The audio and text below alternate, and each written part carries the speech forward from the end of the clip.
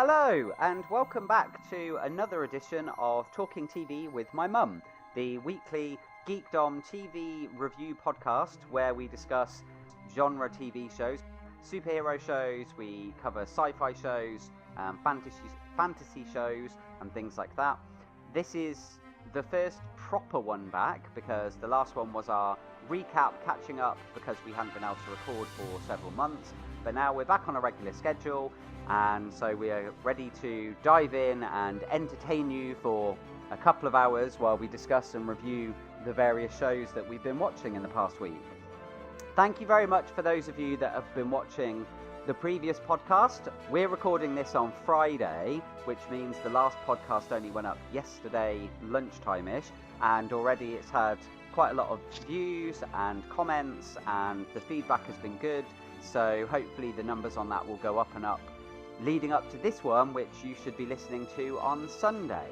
So yeah, if you do enjoy what we do here, then if you could leave us a like on the video, and if you haven't subscribed to the channel already, please subscribe, because that really helps us get this out there into the world, for YouTube to notice us more and to bring in more audience, more people to enjoy our own unique brand of reviewing and insanity. And also, if you can comment down below and let us know your thoughts. Let us know what you think about these shows. What bit did you like? What bit didn't you like? Do you agree or disagree with our viewpoints?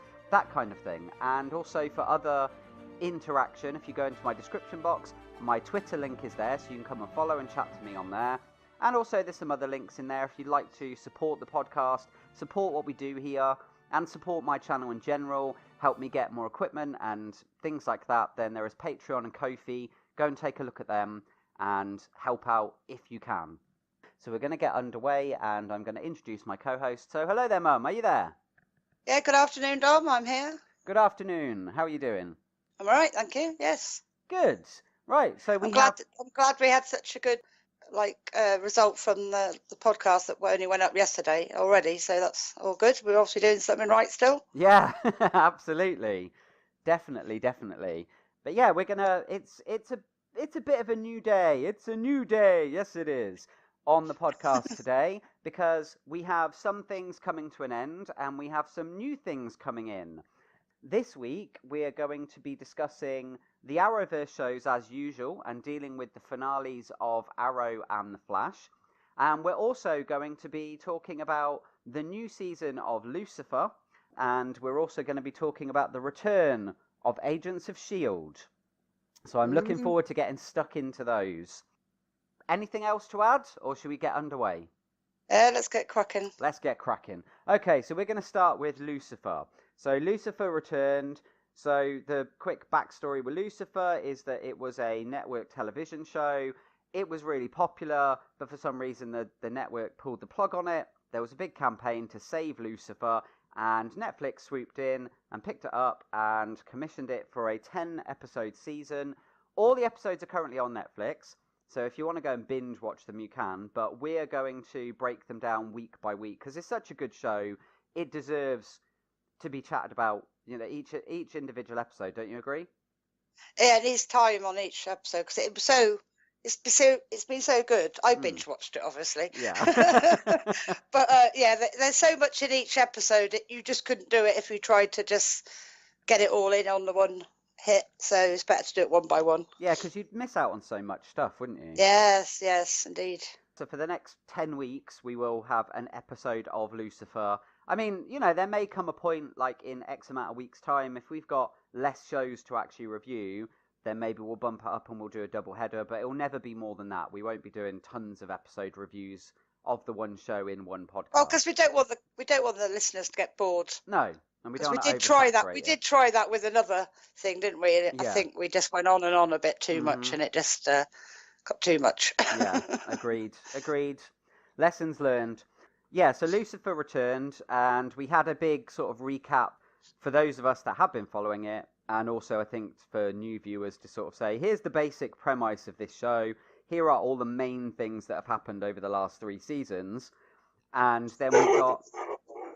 there's our guest appearance for today. Maybe he'll pop up again, ladies and gentlemen. Bruce! Ladies and gentlemen! Bruce the Geeky Dog. Carry on. Okay, so that was our little contribution from Bruce. Yeah, we had the recap, and then we got into the episode, and this episode was called Everything's Okay. And what did you think? What were your thoughts on the return of Lucifer?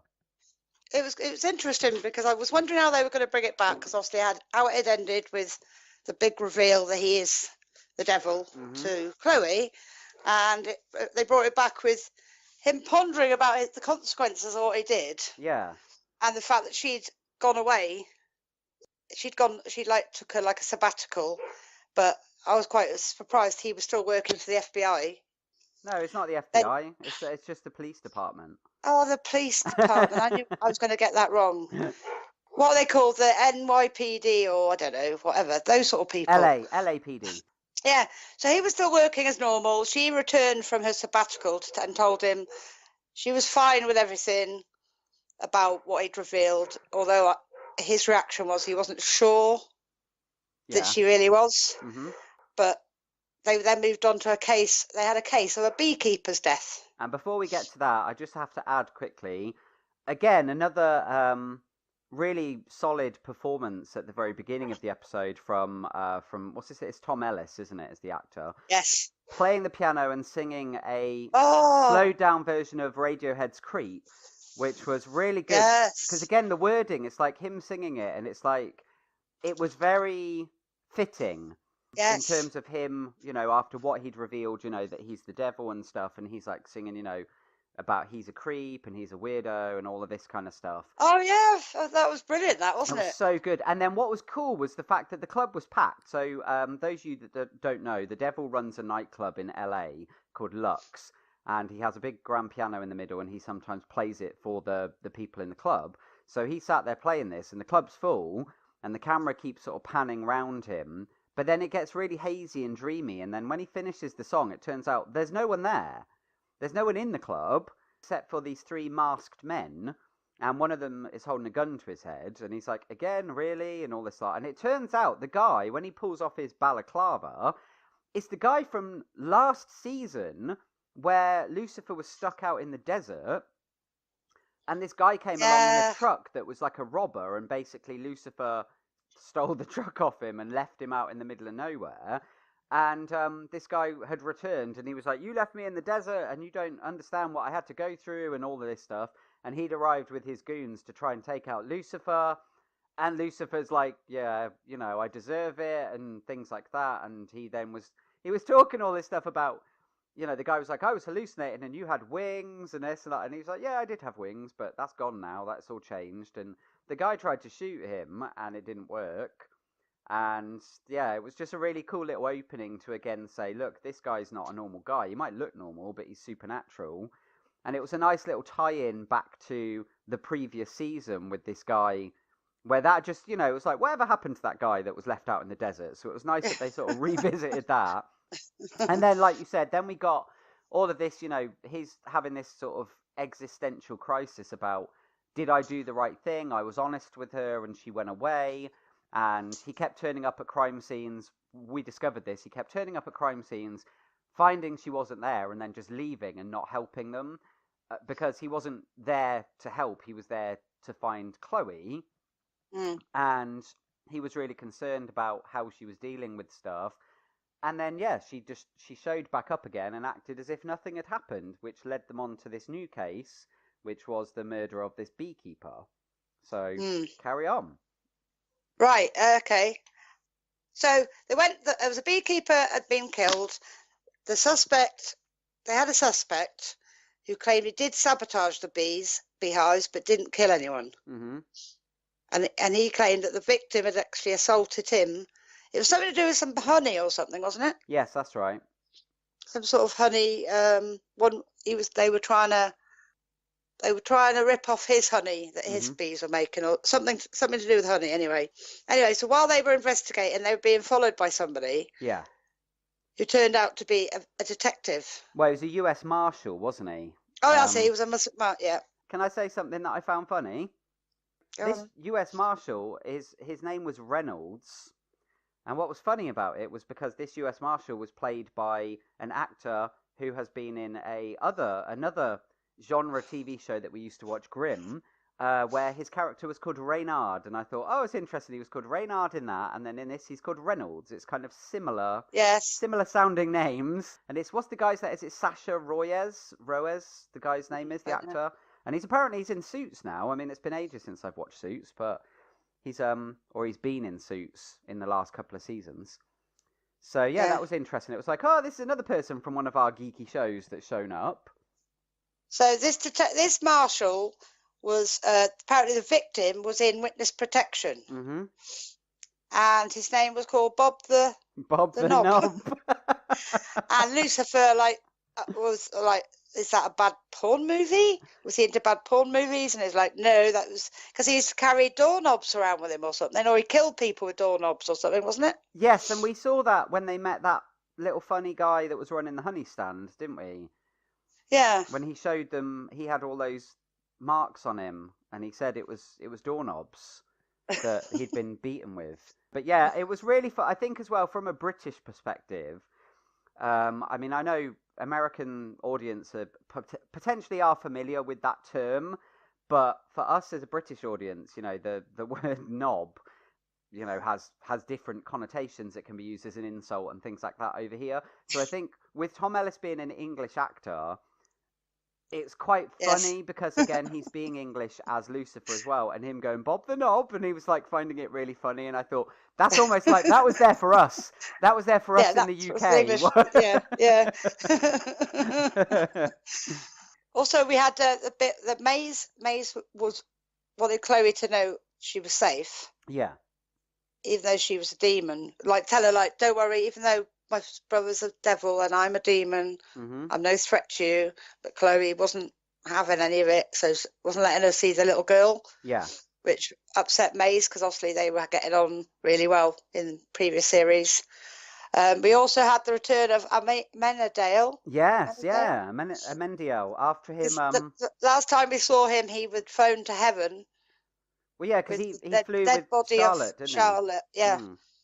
And we thought that was the last we were going to see of him, because he was waiting to go back to heaven, or the Silver City, is it they call it? Yeah. So I was quite surprised to see him, but apparently he said he wasn't happy in heaven, and he wanted to come back to the life he knew, he'd grown to know and be part of. Yeah. So it's like, yay, he's back. Because we got that, didn't we? Because obviously when he showed up initially, he showed up at the club, and he was chatting to Lucifer, and then later on he showed up at the therapist's office because Maze was there. Oh, that whole bit was so funny with Maze and Linda when she was like sort of talking about her anger and stuff, and she's like, well, you know, I've been doing kickboxing classes and stuff. Give me your best shot and all of this lot. And she's like, I really don't think you want me to do this, Linda. And she's like, oh no, come on. And then they were just about to get into it, and I think Linda punched her in the face or something, didn't she? And at that point, Amenadiel walked in the door, and he's like, ladies, you need to stop this. And he thought it was all about him because they'd all been entwined in overlapping relationships. Like a love triangle sort of thing. And they were like, what are you talking about? We made up a month ago. This is nothing to do with you. And then it's like, why are you back? And then he revealed the reason he was back, like you said. It was because he was he'd gone back to heaven, but he was sort of disillusioned with being there. And he's like, it didn't feel the same. And in the same way that Lucifer and Maze now feel at home in LA on Earth, he was the same. He was like, I miss the people and I miss the friends I've made, and you know, I just miss this place in general. So it was like, okay, that was good, because I was wondering. I was like, well, how are they going to explain the reasoning for him coming back? And it was just because of that. It was like he's formed these bonds on Earth, and he doesn't really want to leave anybody behind now. No, bless him. It's like great to have him back though. Yeah. So meanwhile, on the case, the marshal had mentioned some guy called Paradiso, some sort of like mafia. Were they sort of mafia type? And this was, we learned, obviously it was all a bigger picture thing, wasn't it? For what started as this murder of a beekeeper leading to the guy that sold honey, and like you said, it turned out it was a rival business, which then turned out it was to do with the mafia, and that Bob the Knob was an enforcer for the mafia. Yeah. And they then spoke to various people that were related to this crime family.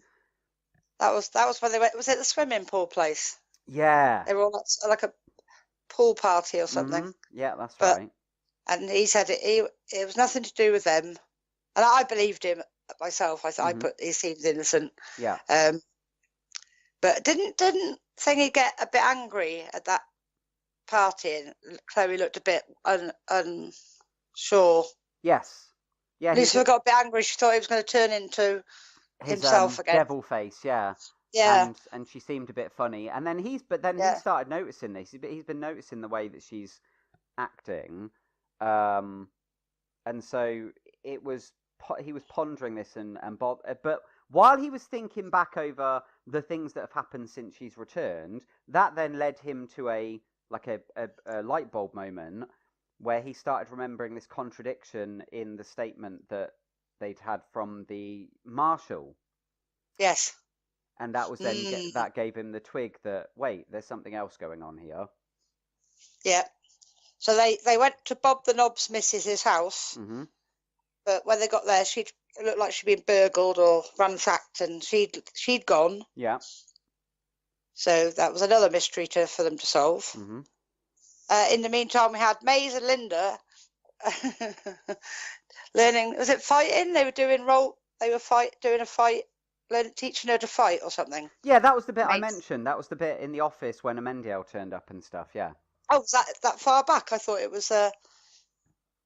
They had a session. Something happened in the office, but then didn't they go to the? Didn't they? Where was it? Didn't they go to the club? And they were doing. She was trying to teach her properly how to fight. Oh no, you're right. Actually, yeah, there was that little scene. It was like it built off of the scene. And she was really energetic, and then she sort of collapsed. She was like, oh, because Linda got all dizzy or something. So that leads on to something else. Yeah. Yeah. Right. So anyway, they realised that the marshal seemed to be the suspect in it, not the other guys, and he was apparently killing people who got. Basically, he was putting people in witness protection for criminals, and they were getting a lovely life, a new life, and and he didn't like that, so he was killing them. Yeah, he was taking the law into his own hands, wasn't he? And he was like, his attitude was that they were all criminals and they were getting away with certain things just because they might roll over and turn on one of their own. And he's like, but that they still did bad things, so why are they getting away with it as well? This is not justice. They should all be getting done for this, not just the ones who are taken down. It should also, even the ones in witness protection shouldn't be in protection. They should be arrested too. So he decided that he was taking the law into his own hands, like vigilante justice. Yeah. And but then, unfortunately, there were innocent people getting caught in the crossfire, and that led us on to the bit where they went back to where the pool was. Yes. And they found him with the wife, with the guy's wife, and he had her tied to a chair, and he was going to execute her, like at the swimming pool, wasn't he? Yeah. And they were like, she's innocent. She's not done it. She's married. She was married to him, but she wasn't involved in it. Yeah. It's like all connections to the people. His attitude was like, she had full. What's the word? Expression. Like someone gets something and you get something out of it too. Even though she wasn't a baddie, like he had a good life, so she got the good life too. Benefited. So benefited. So that's why he was thinking, well, he's tarred her with the same brush, sort of. Yeah, but you benefited from him snitching because he got witness protection, and you got a nicer life than you probably would have had if he hadn't snitched. So you're as guilty as he is, basically. Yeah. That round it, like in a nutshell, isn't it, basically? But that's when Lucifer kicked off, wasn't it? Yeah. Oh. And he got shot in the hand. And then went right through his hand. Yeah, and we saw the thing that obviously we're aware of this now, and then I think it dawned on Chloe was that we've seen over previous seasons that she is like his Achilles heel. So whenever she's close to him, if anything happens to him, he doesn't recover from it. Whereas, like at the beginning of the episode, he got shot, the bullets didn't touch him because he's the devil. But when he's with her, he can be injured, he can be harmed, and he got shot through the hand. And there was a big gaping hole going right through the middle of his palm. And Chloe noticed this, and she's like, oh, sort of thing. But all of that confusion and everything that happened, he shot Lucifer in the hand, kicked the woman so the chair fell in the swimming pool, and then he ran off. which then meant that they had to split up. So Chloe dived in the pool after the woman. Yeah. Lucifer chased after Reynolds, and he chased him out. And then we had that awesome moment, like you said, keeping with him going full on devil. The guy gets in his car and is trying to get away. Lucifer grabs the back of the car. I love the bit when he smashed through the window and Reynolds is like, Jesus Christ. And he's like, not quite. And then he held the back of the car and he was stopping him from going. And then obviously the strain was going. So he grabbed hold of the lamppost next to him and he was just holding the two. And he was like, Rah! And he was going red and his eyes started glowing. And then the light started sparking and there was all like, electricity flowing out and like sparks everywhere. And he was holding the car so much and the guy was revving the car so much, it went up in the air off of its front wheels, didn't it? Yeah, yeah. And then she turned up and saw this. Mm. And luckily she shouted Lucifer or something and then he let go then, didn't he? Yeah, luckily he was gonna like ram it down, I think, and then kill him. Maybe. Because obviously he's got it up, so basically all he had to do is like, right, you're dead now. And she knew he was potentially could have killed the guy who they wanted to arrest, and then he stopped. But what was also good was the fact she did it from a distance. So yes, if she'd come closer while he was doing that, it makes you wonder, would his powers have kind of turned off a little bit, and he could have ripped his arms off, if that happened. So luckily, got it from a distance, and then she pointed her gun at the Reynolds guy, got him to turn the car off. And as a result, Lucifer was able to let go. Then she got him out and arrested him. But while she was doing that, Lucifer was looking really dejected and really exhausted and holding his hand. And then when she looked again, he was gone. Yeah. I was like, oh no, he's just taken off. Gone off to lick his wounds. Then that was them. Did we not then have the bit? We had the scene in the middle where Maze went to the police station with a random guy. Well, that was yeah. She went in. She'd been bounty hunting, hadn't she? Yeah. She's just like, yeah, take him away. The officer that she threw the guy in front of, he's like, who's this? And she's like, what am I, your secretary? And she's like, he's a bad guy, deal with him. Yeah, who he is, but all I know is the bad guy, yeah, so funny. And then she spotted Trixie, didn't she, sitting doing some colouring or something. And she just looked at her. And then went to walk straight past her. Yeah. But then Trixie spotted her. And she called out to her. Yeah. That was a really cute little moment. Did she tell Trixie then that she wasn't allowed to see her, or she just said, I'll see you, kiddo, or something? Like, she didn't try and interject. Can't remember what happened in that bit. Well, she walked past her, and Trixie had obviously spotted her and called her name, and she turned round, and then Maze, who's this big, tough, demon, turned into, like, almost like a little kid, and she was like, I didn't think you wanted to speak to me. And she's like, I was a bit mad at you, but that's all forgotten about now. And she's like, really? And she's like, your mum said you didn't want to see me. And she was like, it's all forgiven. And she's like, I'm so sorry, Trixie. I didn't mean the things And before she could finish apologising, Trixie grabbed her and gave her a big hug. Yeah. And then it was like, oh, and it's like, that was... But then she was a little bit puzzled by, why did Chloe tell me that Trixie didn't want me... near the little girl? So it's like, oh, that's clearly a little thread of something, which you probably know what, but I don't. But it was like, that was interesting. Well, it's just the fact that she's lied to her, basically, as well, wasn't it? It's like, why did you lie to me? Yeah. Make out the little girl. But we also had Amenadale go into the police station to see Dan, and Dan was going, you're back, and what are you doing here? And that, trying to, like, be buddies with him. And he I came back to other people, and he was like, no, mate. And do you want to do? No. He tried to make him feel better by telling him that Charlotte was at peace now and stuff like that, didn't he? Yeah. And Dan was like, I'm still dealing, man. I need more time. I can't just carry on as if nothing's happened. Yeah, he thought, well, just tell him that, and it'll be like, I'm happy now, and let's move on. It wasn't as simple as that, was it? No.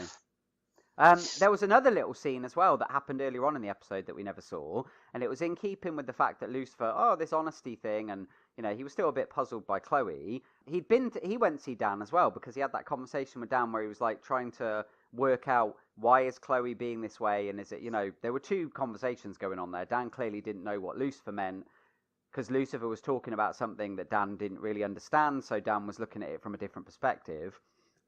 Detective Douche, as he calls him. And then they had that really funny bit with Ella, where he was like saying, I'm the devil. I am Lucifer. I am the sun, the light, the first light of the morning. My father's favorite son caused a rebellion in heaven, got cast out, and all this kind of stuff. And she sat there going, okay. And she's looking and then she just burst out laughing. She's like, I'm sorry, I can't take you serious. I tried to keep a straight face, but I couldn't. And she's like, you're so committed to this role. She's like, it's so good. You know, you'd have anybody really believe you are the devil. And he's like, I am the devil. And she's like, yeah, you are, buddy. And all this oh, so she's brilliant. funny. I like her. I know, she's great. But yeah, so that was all those bits anyway. And then obviously Lucifer went off and stuff. So then he's at the club, isn't he? And he's got his hand bandaged up and he's sat at his piano. Yes. And then Chloe comes to see him.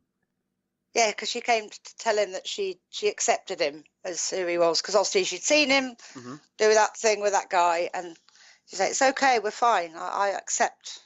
Because then he actually opened up about his insecurities, didn't he? And he sort of said, after everything, and she said, "Do you know what I saw when I looked at you?" And he was like, "What did you see?" And she's like, "I saw the face of my partner." Yeah. And then she put her hand on his, and he was like, "Thank you." But he was like, really, and he was like, "I'm more than that. I'm not just." You know, I am not just what I appear to be. I'm not just the the legends and what people talk about the devil. There's a lot more to me than meets the eye, and I wanted you to see that. And she's like, I understand and stuff. And it was like, oh, that was a nice little moment. But then we find her going into a church, and she's kneeling down in the church or sitting down, and a priest comes up to her and says, "We knew this would be hard. Are you ready for the next step?" And she agreed, and he said, "It's for the best. It's the best for everybody, for the world, and for Lucifer himself. You know what needs to be done." And she's like, "I understand." And then it's like, what is going on? And then I was like, two things. Earlier on in the episode, they did have a little brief thing, which now seems more important than it was earlier on. Did they mention about the holiday they had? And where they'd been. Yes. The fact they'd been in Rome. And it's like, oh, interesting. Rome, the seat of the head of the Catholic Church. You know, it's like she's been in Rome, and now she's in a church talking to a priest. And it's like, there's a connection here. So her time away was not just a little holiday for her and Trixie. There was more going on there.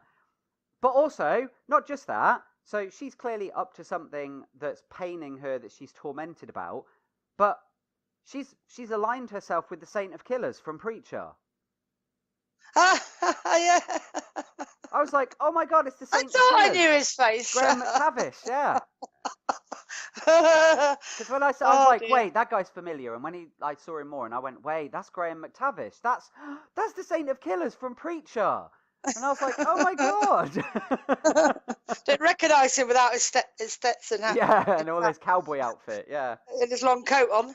Oh, he did have a long coat on, but it was like different. It's like priest coat thing. I didn't realise that was him either. Oh, wow. Oh, yeah, so he's no one to rely on then, is he? No. But I thought it was interesting as well, because I thought, like, just a quick sidebar. So the Saint of Killers is, as he sounds, he is the Saint of Killers, and he is kind of almost like the devil's personal hitman. He's the Angel of Death, and he's in Preacher. Maybe that's why they picked the actor. This is what I was going to say. Yeah, it's like Preacher. So you've got, Jesse is a preacher, is a priest, and the Saint of Killers is a hired gun.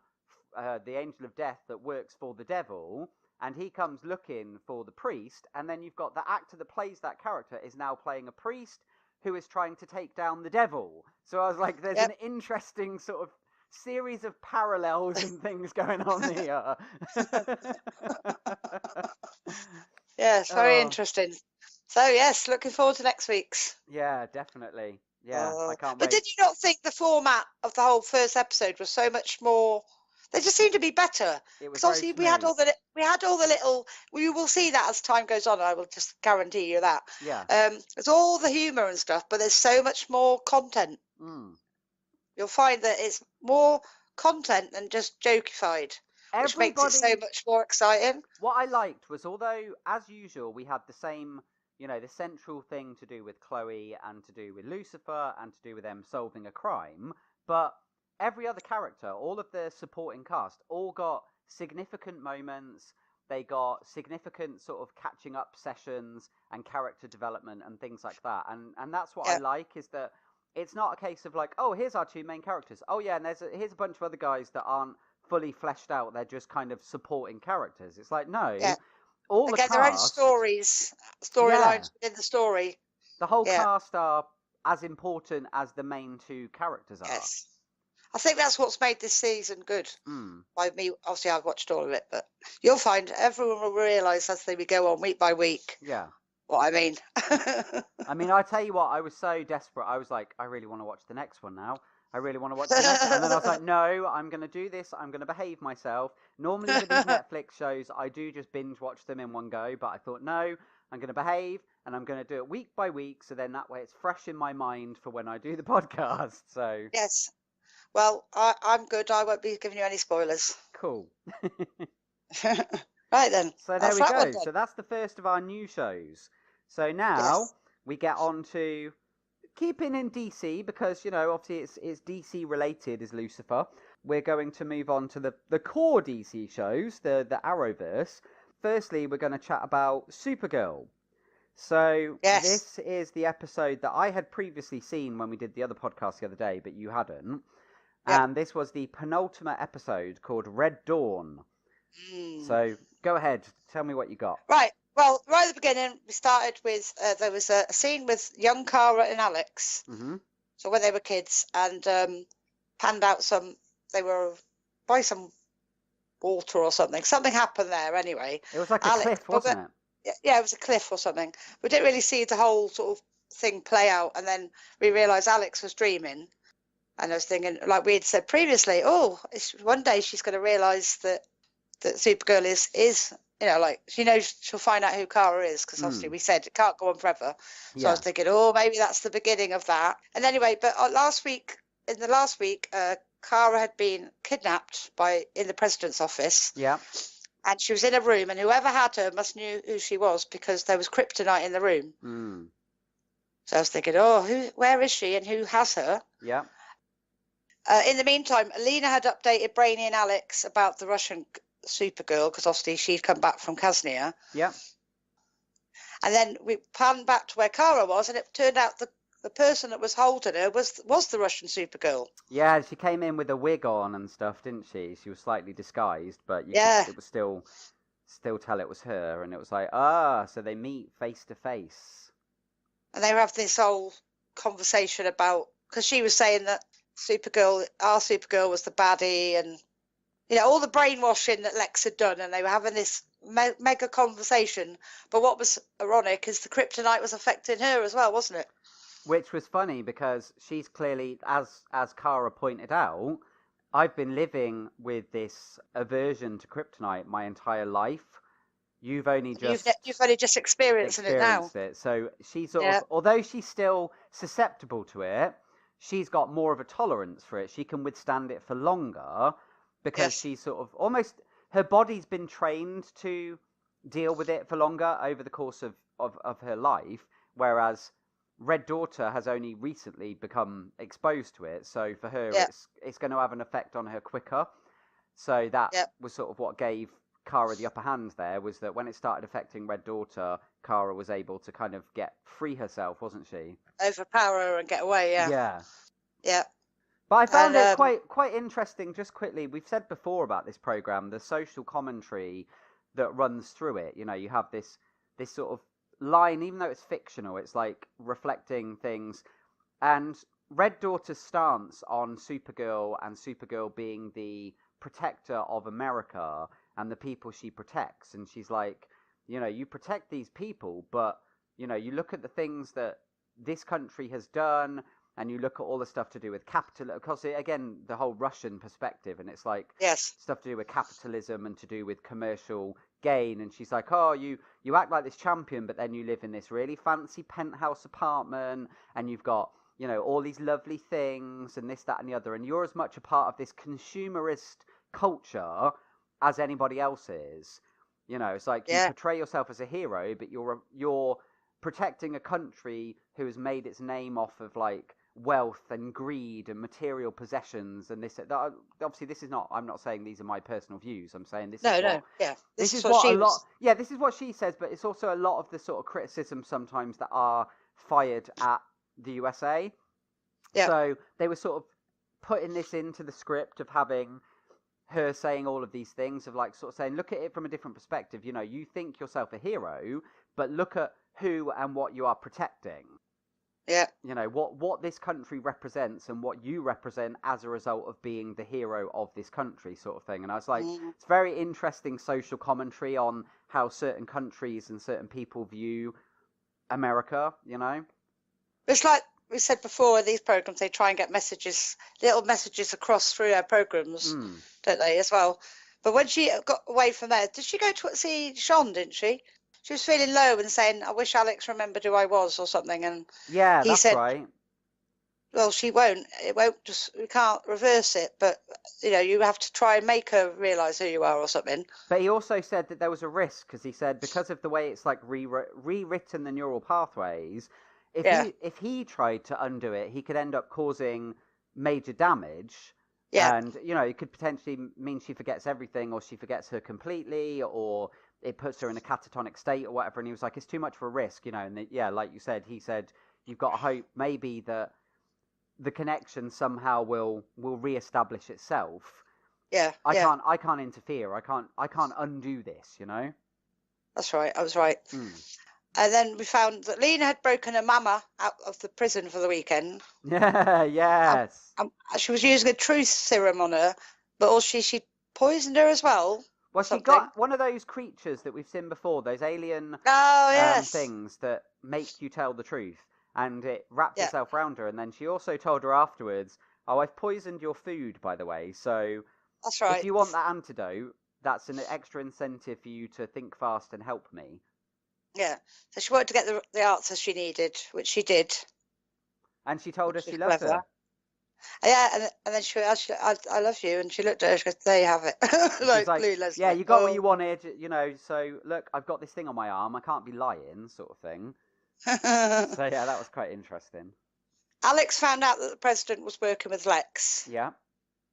And, was it Alex that went to see Lockwood, or was it Lena? Lena. Because he didn't know the truth about Lex. Lena went to see him because it was the bit in the car park. Yeah. And she went to see him, and she was questioning it, and he was like, what are you talking about and stuff? And then she said certain things that then made him go, what? And the penny seemed to drop. And then Lena was like, wait, you really didn't know, did you? No. And he had some sort of, he was having some sort of side effect from the drug, wasn't he? His hair was falling out. Yeah. It's going all weird. Because they were saying, like, basically, everything that's happened is thanks to Lex. Your Children of Liberty, everything you're doing is being manufactured by him. Mm-hmm. Nothing was ever just yours. Yeah. And then while she was saying that, he had some sort of bad reaction to the drug, didn't he? Yeah. And she got in the car with James then, didn't she? And then he took off when they followed him. Yeah. And then we went back to the DEO, is it? Yeah. Brady was telling, who was he telling? It might have been James. That he said, I want to tell Nia I love her. Oh, yes. And they were stalking out where they were, because they were collecting all the aliens. Mm-hmm. And they found out the place where they were keeping them all. And they were having, was it? No, it wasn't James. It was, it might have been James. It was James, Dreamer, and Jean, I think. And she said something about doing a Wookiee thing. No, James didn't go with them. It was John, Brainy, and Nia. No, it wasn't James. And then she said John's about Brainy and Nia, the Wookiee thing. What was the Wookiee thing? Star Wars reference, which was that she was like, because in Star Wars there's the bit where they disguise themselves and they pretend that they're bringing Chewbacca in as a prisoner. Yes, I remember. Like, yes, we'll do that and we'll make out like you've captured us and you're bringing us in, because obviously he can shapeshift. Yeah. And he was like, I don't think that's a good idea. I'm going to go and do a recon. You two stay here. And no Wookiee thing. Yeah, no Wookiee. And then Brainy was then trying to tell Nia how he felt, but then she had a brainwave and she was like, I know what we'll do.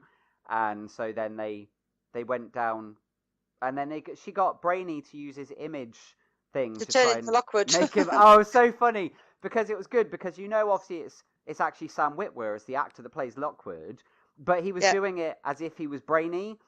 So you could kind of his go, hands this behind is, his back and all the... that was so funny. And he's like, I am Benjamin Lockwood. I am here to bring this prison and all this stuff. And they're like, yeah, go ahead. And then she goes to walk in and he's just, and he was like, oh yes. And he goes to grab her again and stuff. Oh, it's so funny. But it didn't work, they realised, didn't they? Because they did something to him and he turned into... They scanned him, didn't they? He turned into the white-haired Brainiac, didn't he? They scanned him, yeah, and he turned into his actual form.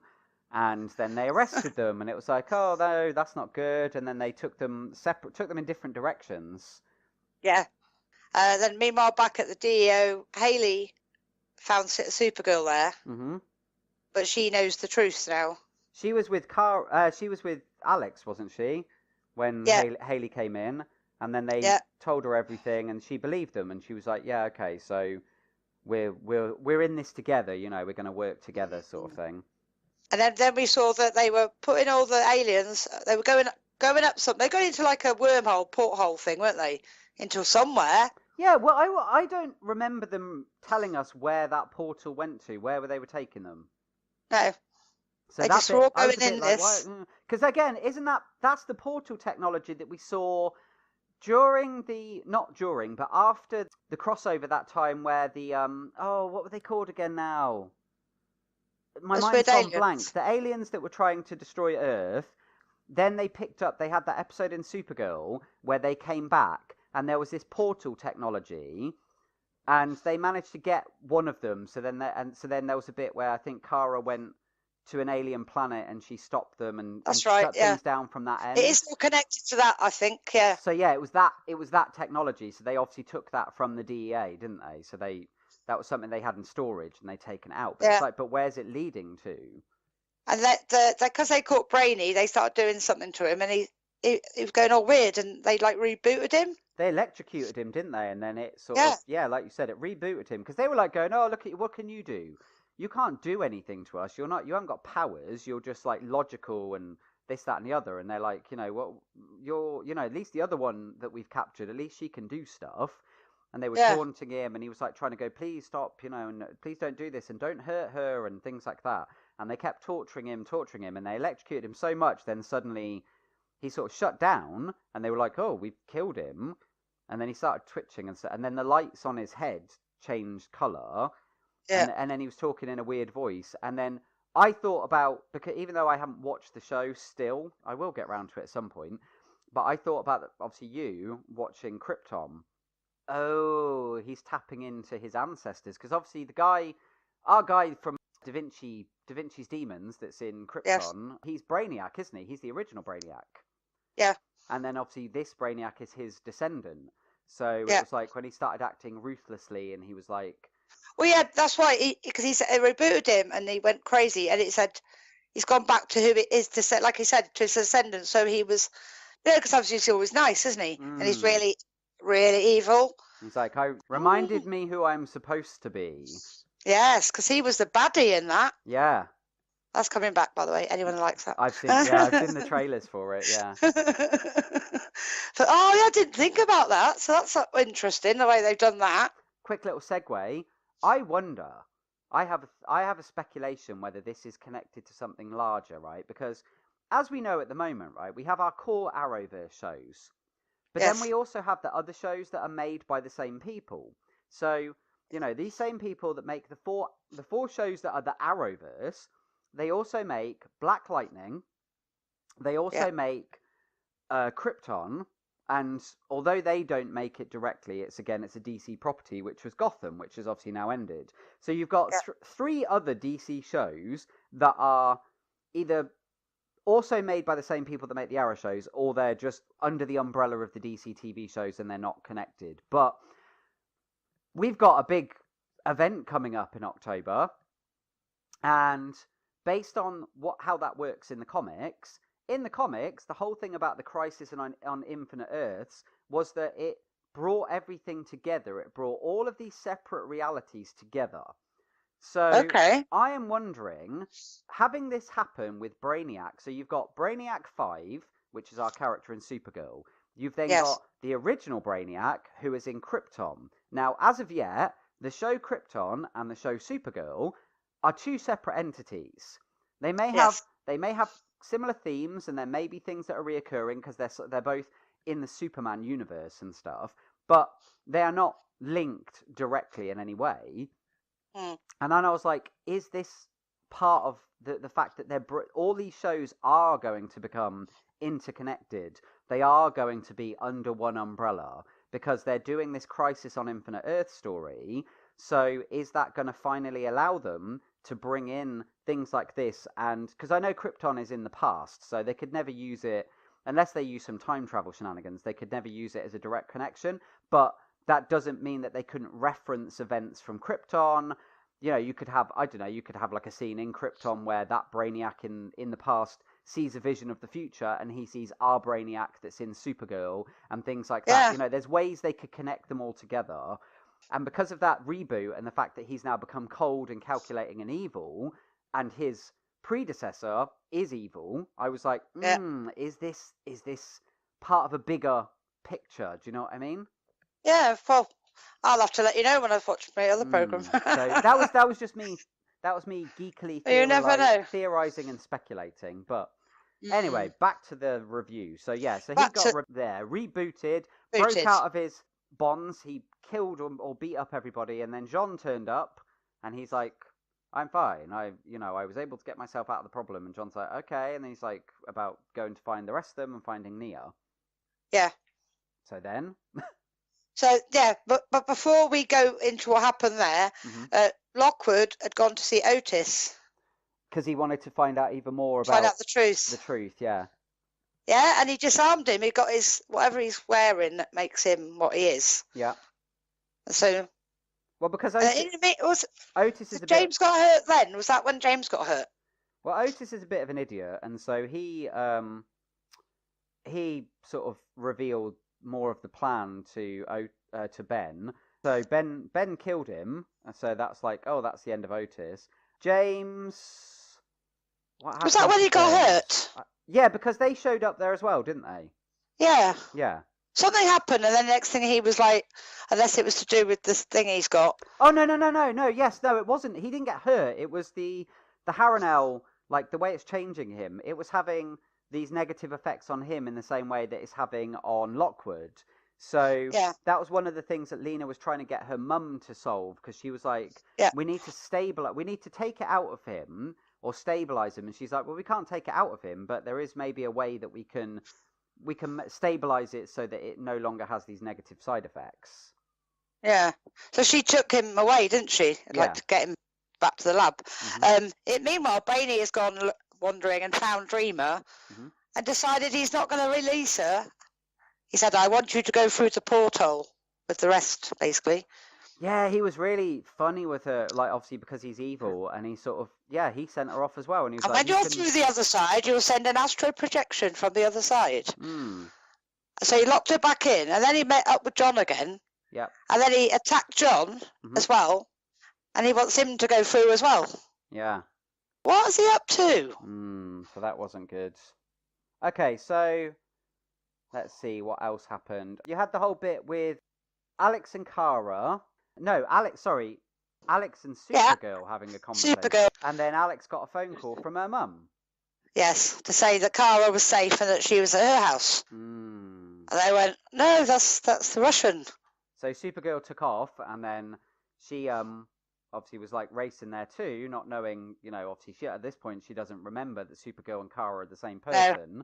So she rushed to get there, like obviously she had to drive there, but Kara flew off to get there, and she got back to the home and was like looking for the mum, and then Russian Supergirl was there, Red Daughter, and they had a bit of a verbal sort of encounter. Yeah, and she mentioned the little boy, Mikkel. Yeah. And it sent the Russian woman into a frenzy, and now they had a massive fight. And yeah, wow. She was a good fight. Battering Supergirl, wasn't she? Mm. Because although they were going backwards and forwards, and at one point Kara got the upper hand, but then Red Daughter came back and she got the upper hand, and it was backwards and forwards, flying through the air, in the forest, all over the place.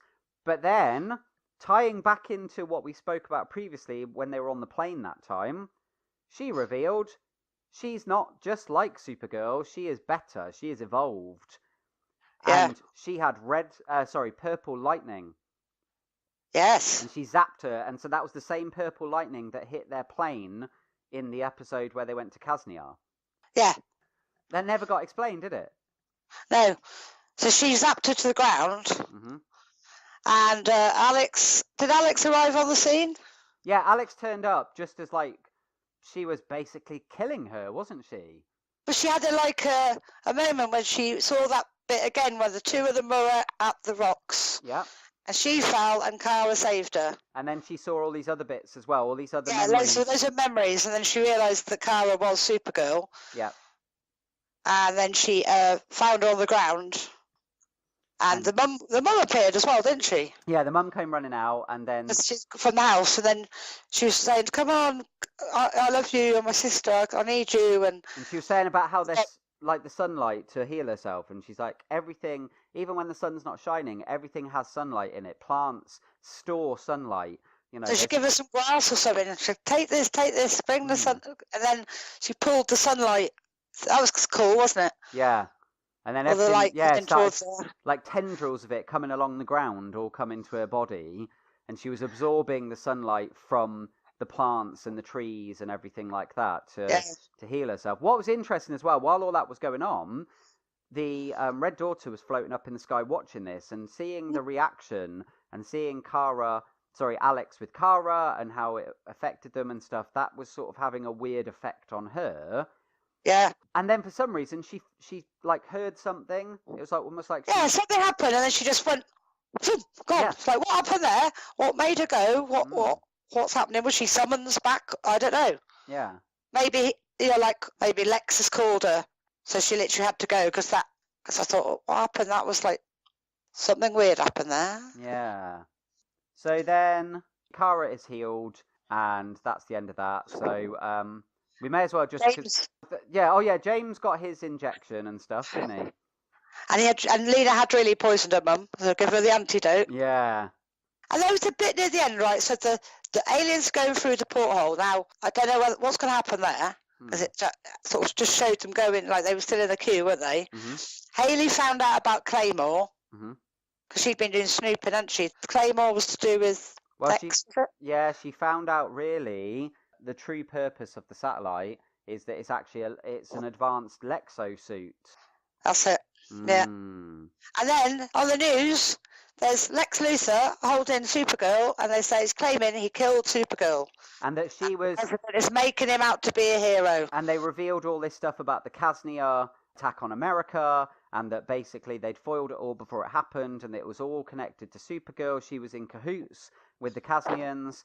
And all of this kind of stuff, and basically they framed her for everything, but also then showed Lex is a savior. He saved America and he took down Supergirl.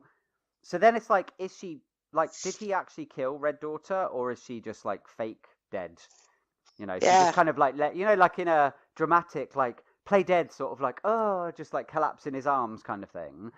Or knocked her out so she looked like she was. Yeah, just for the sake of those pictures and the stuff on the news. So now he's classed as a hero. Yeah. I thought, what's going to happen next week? So, yes. Final next week, isn't it? Final episode, yeah. Final episode on Sunday. Final episode tonight, which we'll be watching on Monday. Oh, tonight. So, yeah. But, yeah, so there we go. So, that's Supergirl. So, looking forward to how the finale pans out. And also, do you know what I'm looking forward to? I'm actually looking forward to seeing Lex. Because they made such a big deal about John Cryer coming on board as Lex Luthor, and we had all this build up to it, and then he's only been in it a handful of times since.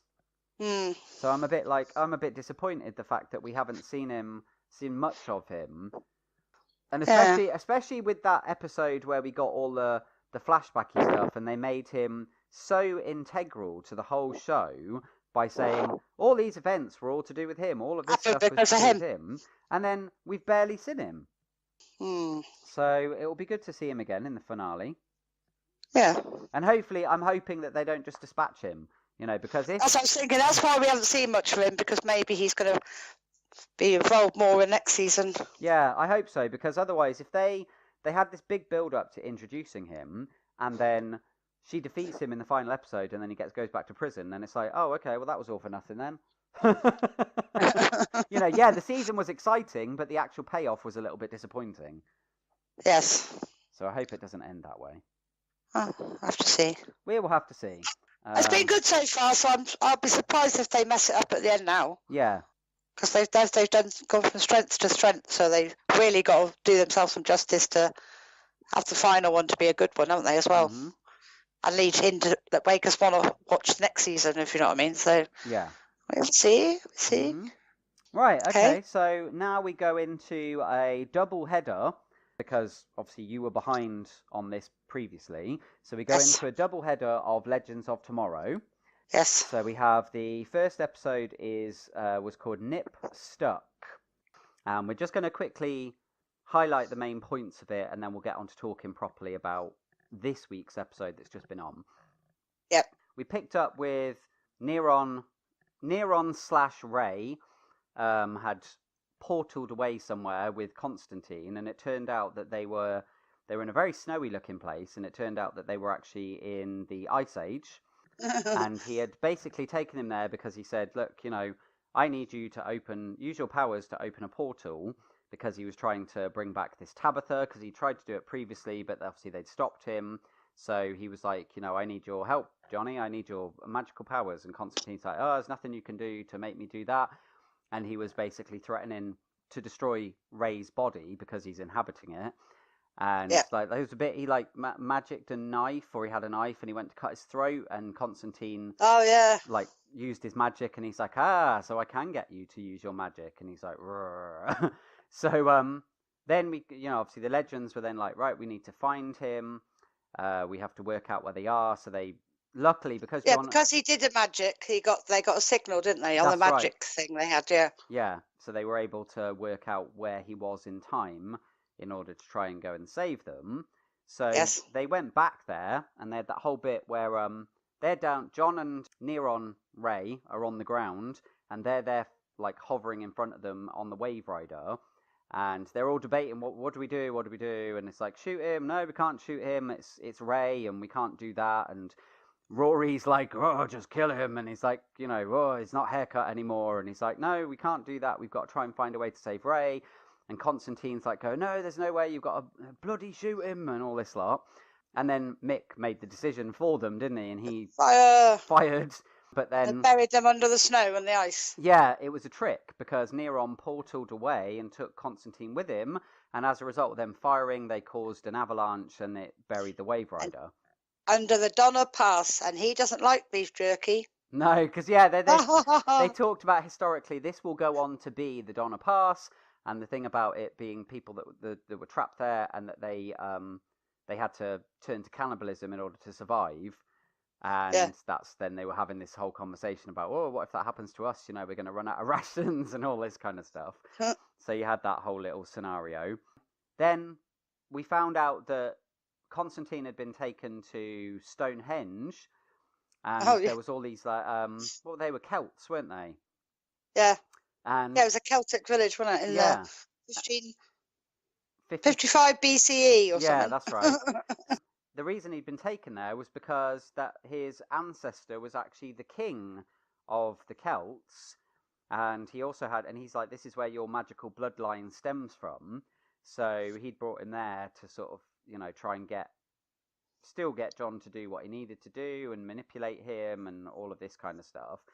And he clearly knew about what was going on. He clearly knew about what happened at this period of time, because the reason he'd taken him there was because they were currently doing a roundup of magical creatures themselves, and they'd found this little boy that was a puka, a little like forest spirit thing, and they were going... Puka man! Yes, a puka man, yes. Oh, that's clever. I hadn't even considered that. Well done. 10 points. back in the 55 BCE, Puka Man was arrived. They were playing Puka Man Go. So they were going to sacrifice this puka and send it to hell, and Constantine was like, but it's not a harmful creature. It's a harmless like forest spirit, and that's not right. And Neron's like, well, you could do something about it, you could use your magic and all. And he's like, no, there's got to be another way. If that's really me, then I should be able to get through, if that's my ancestor, then I should be able to get through to him and stuff. So he did try and speak to the king. He revealed himself and said he was what did he say he was? He said, I'm your cousin from a distant land or something. Yeah, because he said, I'm also a king. I'm Yeah. a king from another area, another place. And he said, what did you call him? Well, he called him a face stealer or something, didn't he? Because he Yeah, something like that. didn't believe that they were related. And so he said he was like a face stealer and basically got his men to arrest John because he thought he was a dark wizard. And then they went ahead with their ceremony. They opened a portal to hell to get rid of the Puka. Constantine was able to break free and to use his own magic to then stabilize it. He saved the Puka, and there was a bit where he was talking to it, and it didn't speak back to him, but it clearly understood what he was saying, and that he realized that it was an innocent and things like that. But he's like, I have to make the hard decisions, and it's not always easy, and I've lost enough people, innocent people. I'm not going to lose another one. And they were doing, they were trying to sort of overcome him, and then the legends obviously had managed to work out how to find him. So they'd been doing all this stuff to try and break free from the ice, and they've been trying various things. And what was I'm trying to remember now, though. I can't remember what the actual method was that they got out. Did they heat the ship up or something? Or well, yeah, because they've been playing one of bloody Ray's card game things, and one of them said about carry on, enjoy yourselves, be yourselves. So they told Gideon to put the power back on. So they were going to no, we're not going to go out freezing. We'll just enjoy ourselves. And there was some clue in the cards. So basically, they were heating up the ship at some point, and and then they freed them enough that they were then able to get out of there, weren't they? Yeah. And they were able to track the magical signature, so they turned up at Stonehenge, and they got there just in time because Constantine, after breaking free and saving the Puka and knocking out the king that was his ancestor, was going to kill Neron. And if he had done that, then obviously Ray's soul would have been condemned to hell forever. So they stopped him from doing that, and they were like, no, there's got to be another way to do this. So he decided that the only way that he could do it was actually to recover Ray himself. So he dived into the portal, and it took him to hell. Gone to hell, yeah. Which to save Ray. Looks like a slum, a dirty city that's all back alleys and dodgy looking people and burnt out cars and things like this. So it was an interesting portrayal of hell. But there was a palace in the distance. There was a big sinister looking building, which is clearly where the lords of the underworld live. Yeah, so he did that. So he was like, I'm going to go in and save him. Unfortunately, because he had done all of this and the portal was open, it meant that Neron was able to recover his love. And it turned out it was Tabitha, the fairy godmother. And it's wait, hold on. The fairy godmother that we saw right back in the second episode of this season or something was actually the person that he was trying to recover from hell. So it was okay, that was a really weird twist. So yeah, that was very, very strange. So Tabitha off of I Dream of Jeannie, isn't it? No, Bewitched. Oh, Bewitched. I know it was one of them. Yeah, that was interesting. So that was the main plot, and then the background plot was to do with, because Gary had kind of allied himself with Neron. He had had his nipple put back that he lost, but the nipple was actually magical and it was controlling him, and it made him really weird. And he had all these abilities, and he was able to basically control people. And he decided he was going to do performance reviews of everyone at the Time Bureau. And he was brainwashing them all, and they were all coming out going, there's only, was it the only man we need is Gary Green. Gary and all Green, of this, yeah. And it was what's going on? Why is everybody turning into zombies? They're all just walking around in this hypnotized state. And Mona was there, and obviously she was Nora. And Mona. Yeah, Mona and Nora were the two that were trying to get to the bottom of what he was doing to try and stop him brainwashing everybody. Because originally Ava was as well, but then Ava got her review and she got brainwashed. He got turned, yeah. So them two had to then try and get to the bottom of it, and then when they eventually realised that it was the nipple that was the power, and so Mona turned into the werewolf and she bit off his nipple. And it was horrible because it had an eye in it. Yeah. It was an eyeball. It was gross. So it was the eye that was talking to them, like it was brainwashing them, wasn't it? Yeah. Uh, But then, just as they kind of saved the day, Neron and Tabitha arrived in the office, and mm, she used her magic to turn turn the wolf back into Mona, and then they took her. They took her and they took Gary, and they got out of there, didn't they? And then Nora obviously chased after them, and Ava sent out a message to the Legends to let them know what had happened, and that was kind of almost like a cliffhangery ending of like, oh no, this has all happened. Neron's got his partner back. He's taken control of the Time Bureau. He's got Gary. He's got Mona, and it's like, oh, this isn't good. So then that brings us on to the next episode, which was called Terms of Service. So do you want to? yes. No, you start. Okay, so they were picked up from where we left off, and they're like, right, we need to take back the Time Bureau and save everybody. But when they got... So, basically, Tabitha has got Gary...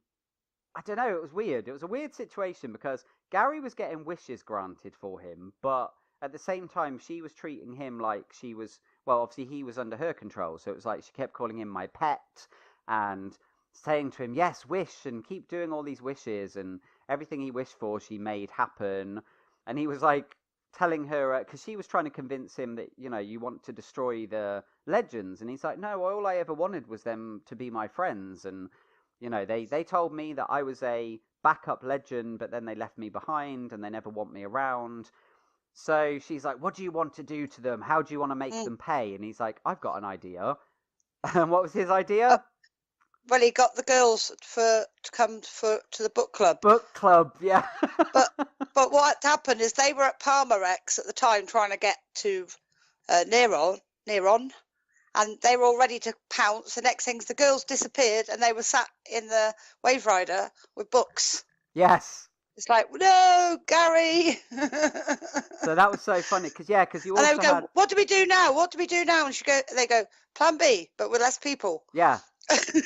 Yeah, because they originally were all going to go off together, but then because they got whisked away, the rest of them were left behind, and it's like, okay, well, we've got to try and... So Sarah was able to send a message and sort of say, can't help you right now, guys, we're at book club. With Gary. And they're like, okay, and she's like, so initiate Plan B, and then he's like, who are you talking to? And she's like, nobody, it's all right.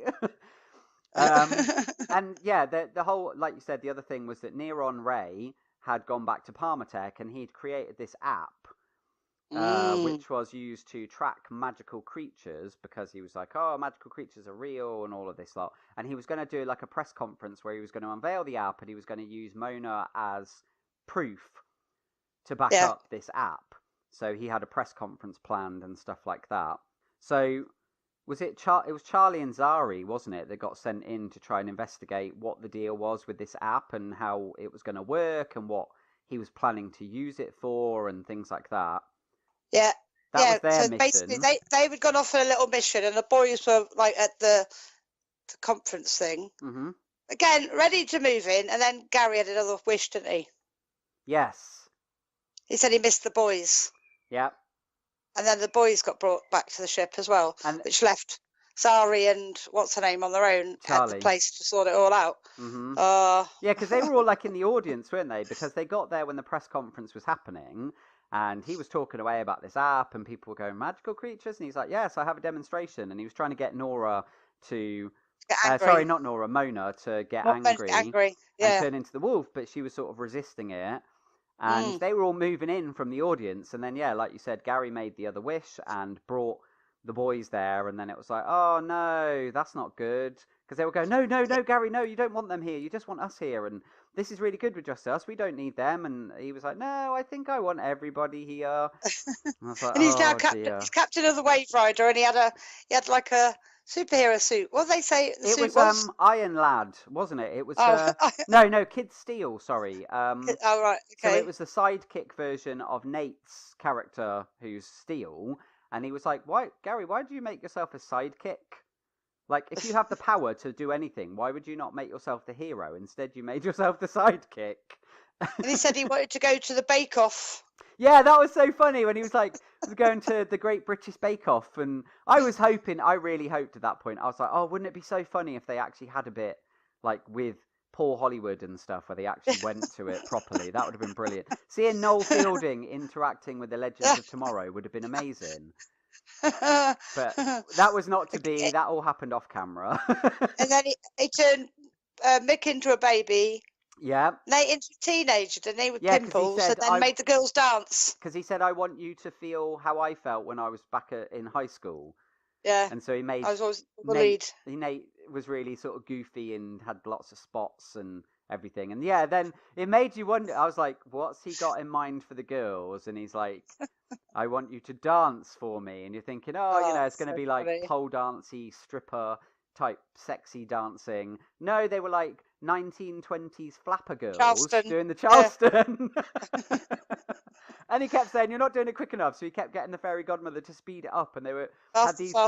These sort of rigid grins on their faces. And they were going, Gary, you have to stop. But they were like smiling. But they're like, going, Gary, please stop. It was so funny. Oh, so yeah, lots of bonkers stuff, as we expect from the Legends. Mick stood there with a dummy in his mouth, still trying to be all gruff and grumpy, but he couldn't speak because he had this dummy permanently lodged in his mouth. Meanwhile, obviously, Charlie and Zari were trying to discover what was going on. What's the deal with this app? What's he hoped to achieve with it? And it turned out there was in the terms and conditions that you get when you download anything, the terms and conditions, there was a bit in there in the small print about basically if you agree to these terms and conditions and download this app, you give me your soul. Yeah. So that's what his plan was. His plan was convince the world magical creatures are real, convince the world they need this app so they can track down and identify the relevant authorities about magical creatures to keep themselves safe. And in doing so, they would inadvertently be signing their souls over to Neron, who would then use that amassed power to be able to take control of hell, and he would then be like, have unlimited power. And when they found that out, the girls, they'd gone to, because at the beginning they had a thing where there was an advert for Ray's Parmatex, and a little Zari and a mum in the house. That's right. So they went to the house, didn't they? So they were working out what they were going to do next, and her former self or herself came back, was coming home. So I said, quick, we got to leave. And when she left the egg there. Yeah, because they had the dragon egg with them because they've been keeping it with them. Oh yeah, because you had that whole funny thing about... Yes, because you had the whole thing about like what they needed to do and about like normally obviously you keep it warm and sit on it and stuff. And at one point she shoved it under her t-shirt because she was like, oh fine, if this is what we have to do. Yeah, so the baby egg has been like going everywhere with them to keep it, but she left it on the table. Yeah. They buggered off back to the Time Bureau. I can't remember what happened, but at one point Zari was on her own. Yeah. What happened to they had to split up Charlie? Because Zari needed to get to the control system to turn off all of the cages to let out the magical creatures, because they're basically what we need to do the Time Bureau, weren't they? Yeah, because basically they discovered as part of Neron's plan to get everybody to download the app, he was going to release the magical creatures they had in captivity out into the world to cause chaos. So they were like, we can't allow this, we can't allow him to use them like this. So they were going to free them all. So Charlie was on the ground floor trying to actually get the device they needed to open a portal so that they could get all the magical creatures. She kept changing into people, didn't she? So, yeah. And at one point she changed into the fairy, didn't she? Yeah, and that he was went funny. to kiss her and she didn't want to do that. She goes, no, I've got things to do. Yeah. And Neron looked like, that's odd. And she got them all out of the cages. And what was that gnome all about? Yeah, the garden gnome that was actually like a living creature. And she threw it to the ogre. That was so funny. They were like opening all the cages, and then they showed this random gnome in a cage. Like, why have they got a gnome? And because it was so small and had little legs, it couldn't move fast. So she picked it up and threw it to the ogre. Yeah, she got into the Time Bureau, but then they caught her, didn't they? Yes, because we then had another little bit, because obviously she had posed as the fairy godmother, but just prior to this, Gary lost his fairy godmother because she got like something, and then she was like, oh, I'll be back, I'll return shortly, and she went off, and she was basically trying to convince Nora that she could help her to save, because Mona was in a bad Yeah, way. we thought she was good, didn't we, at one point? And she was Thought, like, I'm well, happy. you're magic and I'm magic. We're fellow witches. We have to stick together. I don't have a problem with you in the way that I do with the rest of the legends, because you weren't there. You weren't part of that team that rounded me up and sent me to hell. So I don't hold anything against you. And she was like tricking her. And then she tricked Nora into accepting the power, and she became the fairy godmother. But then it was revealed the fairy godmother was actually under a curse, and she's now she was like some kind of wicked witch. And Nora thought she could use the powers to free Mona, but she said no, because Gary has the power, doesn't he? He's the one that's called the fairy godmother. The only way she could do magic is if Gary told her to. Yeah, and the next thing, Gary called her, and Nora got zoomed back to the Rave Rider dressed as the fairy godmother. And that bit was so funny because when they said about like Constantine being in hell, because by this point they'd been convincing Gary that he was important and they did care about him, and they were really sorry for how they treated him and about the legends. You think we're all awesome, but when Rip Hunter recruited us, it's because we were nobodies. We were the least important heroes in history, and we were a bunch of misfits. So we're no better than you, and we've kind of forgotten that a little bit. So we're sorry if we've treated you badly. And then when he called back the fairy godmother, he made the wish that he wanted her to recover Constantine and Ray from hell. And it was funny because she appeared behind him. He wasn't looking. They were like, no, don't do anything. Don't. And he's like, oh, fairy godmother, I want you to do this. And then the portal opened and she was like, Gary, you dick. And before she could finish calling him a dick, the portal opened and sucked her in. She's now been sent to hell. So it's like, oh, no. So that wasn't good. But yeah, they also... So because of all of that, the fairy godmother got revealed to be actually this like evil witch. She was all dressed in black and had this creepy looking staff and stuff. She turned back up. Neron's like, wait, hold on. And then they're like, oh no, we realise that we've been tricked. So they got there, and that's why Charlie had to stay. And she was like, you get out of here. I'll deal with these guys.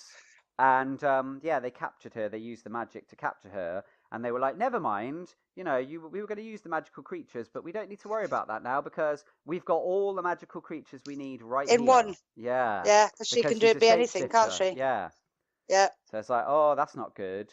The other Meanwhile, in hell. Yeah, so in hell, so the Constantine story, which was operating separately from everything else. Yeah. Go ahead, you talk about that bit. Right, so he met up with a load of demons. There was like Beelzebub. Beforehand, he first there was like he came across a great big horrible big guy, didn't he? Yeah. He's going to beat him up, and he's going, I want to do a parlay, and he goes, we're not pirates, demons don't do parlay. But eventually, yeah, because he if I can do an interject, yes, because he met this prostitute, and he was like going to give her holy water for information, and then he was like, when he saw the guys that were looking for him, he was like, sorry love, I got to go. And she's like, what about the holy water? And he was like, oh, it wasn't real, it was just whiskey. And then her eyes glowed, and it's like, oh, she's a demon.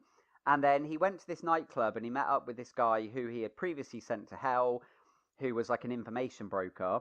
And he said, even though he sent him to hell, he's like, unlike a lot of people here, I don't hold it against you, John, and there's no hard feelings between us. So he said to him, look, this is what you need to do.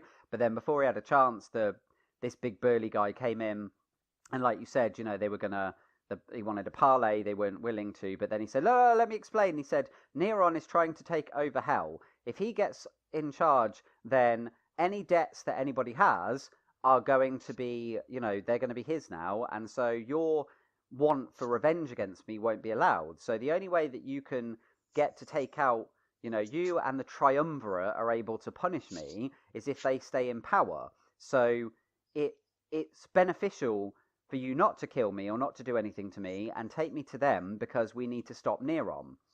And then so he was like trying to play them off against each other. So so then he got taken to meet the triumvirate, which was Satan, Beelzebub, and I can't remember the name of the third guy, but they were like mafia. Yeah, weren't they? They were like sat on big thrones. Yeah, and they were like they were dressed as mafia guys. Yeah. Yeah. So they looked like normal men, but like the little one that was, I think, was Beelzebub. He had like razor sharp teeth. Like when it showed his mouth, his teeth were all like not human teeth. So even though they look like people, you was like, oh, they're clearly not people. Yeah. And he said he'd come for Ray, and he goes, but there's someone, what about the Astra? No, Astra. Where's Astra coming? Well, now, what I really enjoyed about this episode, so we had Constantine get brought into Legends after having a small appearance in Arrow, after his own show that was really good had been cancelled. Yes. And what's been really cool is that they've gradually been bringing in elements from his show into the Legend show. So you had all of the stuff previously with Desmond. Yeah, storylines. The stuff with Desmond, which had been touched on in the Constantine show and things like that. And this whole thing with Astra. And Astra was like a possession exorcism thing that went wrong back in Liverpool years and years ago. And he had lived with it ever since because he had tried to save this little girl, but he had been unable to save her, and she had been taken to hell. And that's like been, apart from Desmond, that was like his biggest failure, that he had not been able to save this young child from being taken to hell.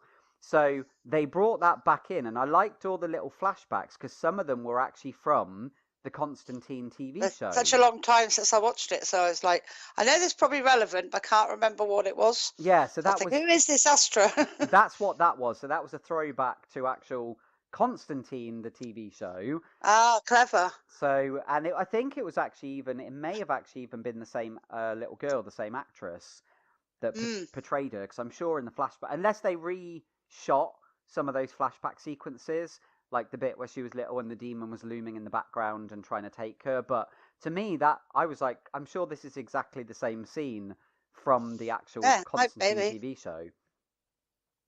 So yeah, so they had the choice. Yeah, because they said, isn't there another soul that you'd like to have back, Constantine? And he's like, who are you talking about? And then Beelzebub appeared on the balcony and he had wings. And then, I must say though, one thing I will say here was the special effects were a bit rubbish there. When his wings appeared, I was like, oh, that looks a bit wonky. I was like, oh, no, they don't look very good. But then it turned out they were just there to serve a purpose, because when he folded them back in again, it showed Ray on one side and Astra on the other side. So it's like he'd conjured them up and then the wings disappeared and they were there. And it was like, yeah, make a choice. You can only take one of them. Which one will you take? And he took Astra, didn't he? I know. He said, sorry, Ray. Because it was like, although Ray's his friend and everything, he's got this, like I said, this has been the guilt that has weighed down on him for such a long time has been to do with this innocent child. Came to bite him on the arse afterwards, didn't it? Yes, because he got taken like by Beelzebub, I think, and he was taking him down this staircase and stuff, and at the bottom there was a door that said John Constantine, and he was like, what's going on? And he was like, oh, well, John, you didn't think it would be that simple and stuff. And then the little girl appeared, and then she changed into a grown woman.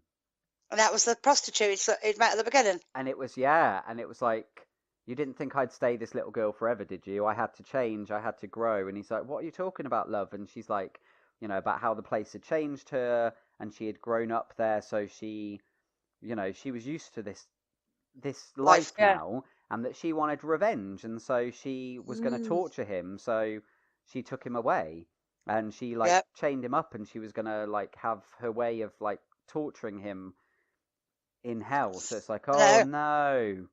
Yeah. And so that was what happened there. And then they went back to the Wave Rider, and they were saying about they were moaning about they had all the creatures, and we've got them all here now. Because remember, they were all on the Wave Rider, weren't they? Yeah. And then Nate said to Theory about the little egg, and then she went, "Oh no!" Yeah. And then it showed the little girl unzipping the bag. And the egg started to hatch. Yeah, because she was talking to it, wasn't she? And then, and then the next thing, it started cracking, and it was like, oh no, there's going to be a dragon. So yeah, so how that's going to be interesting to see how all this goes down in the finale. Yeah, indeed. Because we've got the finale of that coming up next week. Couple of weeks. Is it next week? Yeah, next week's the last one. Yeah. It's like, because I thought that was going to finish as well. I thought, this hasn't ended yet. Oh, no, there must be another episode. It's like Supergirl. I thought, sure, it's this week's the final. Oh, no, that's next week. Yeah. So I got, 2 finales for next week to talk about, yeah. But that's a good little segue, actually. Talking about finales, we've got the first of 2 finales to discuss now. Yes. So the first one is the finale of Arrow. Yay! Now, on the last podcast, I talked about the finale and I held out hope and I said, oh, I hope they can all be redeemed and everything in the finale. And, I hope it goes out on a high note and stuff. I have mixed feelings about this finale because, on one hand, part of me thought it was the end point to what's been a rather disappointing season, and I felt the finale generally was pretty poor because I don't know, I just because this whole storyline, it just hasn't gelled with me.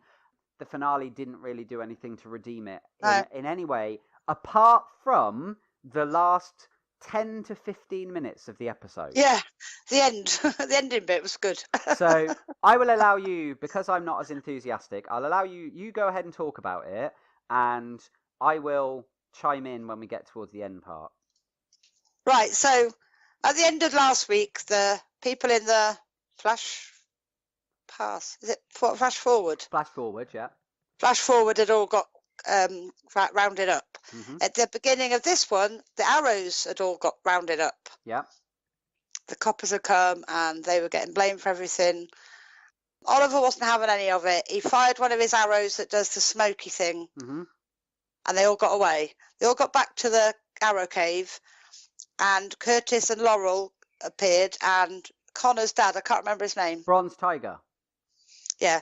So basically, he appeared, and they said, we got to finalise this. We're not going to get put away for this before we've, sorted the problem out, basically. Yeah. They had a quick flash forward to the other guys who'd also got caught. Mia wasn't going quietly, so there was a big kick-off there. They managed to get away from their captors as well, didn't they? Yeah. Yeah, because they had, there was a whole bunch of, they were robots, weren't they? Yeah, those robot men they had before. And then one of them turned out to actually be Connor. Yeah, luckily he was undercover, so it was yeah. Then also last week, Renee and William had also got caught because they realised that they weren't who they were. Yeah. So he saved them, basically, in that bit. Back to the present day, Amiko is putting her plan into action, and the team have some hostility. Yeah. The team she's working with. They're saying, no, she wants to do it her way, they want to do it their way. She released the drones, and they started killing people. Yeah. The Arrow guys got there and saved some of the people. Yeah. But then they were still being blamed for it all. Yeah, because the police were still holding up against all these things. Oh, there's evidence of this, evidence of that. But then there was that guy, there was that one copper that they'd seen previously, the black guy, and they said something to him, and then that obviously came into play because then he had a conversation with somebody else and he verified some things, and then they showed up, didn't they? Who did they show up with? Oh, there was a cat. I can't remember who it was now, but they showed up with somebody to sort of come in as the cavalry, and then they were like, wait, we're not public enemy number 1 now. And he was like, no, we verified all this stuff, and, we realised that you're not the enemy, and, we're here to help you. And then he looked towards Canary, Dinah, and no, not Dinah. Oh, I'm getting myself confused with people now. The other one, what's her name? what's the new Black Canary's name again? Dinah. It is Dinah, isn't it? Yes, yeah, it is. The policewoman one. Yeah, it is Dinah. I was right. For some reason, I second guessed myself there. Yeah, Dinah. He then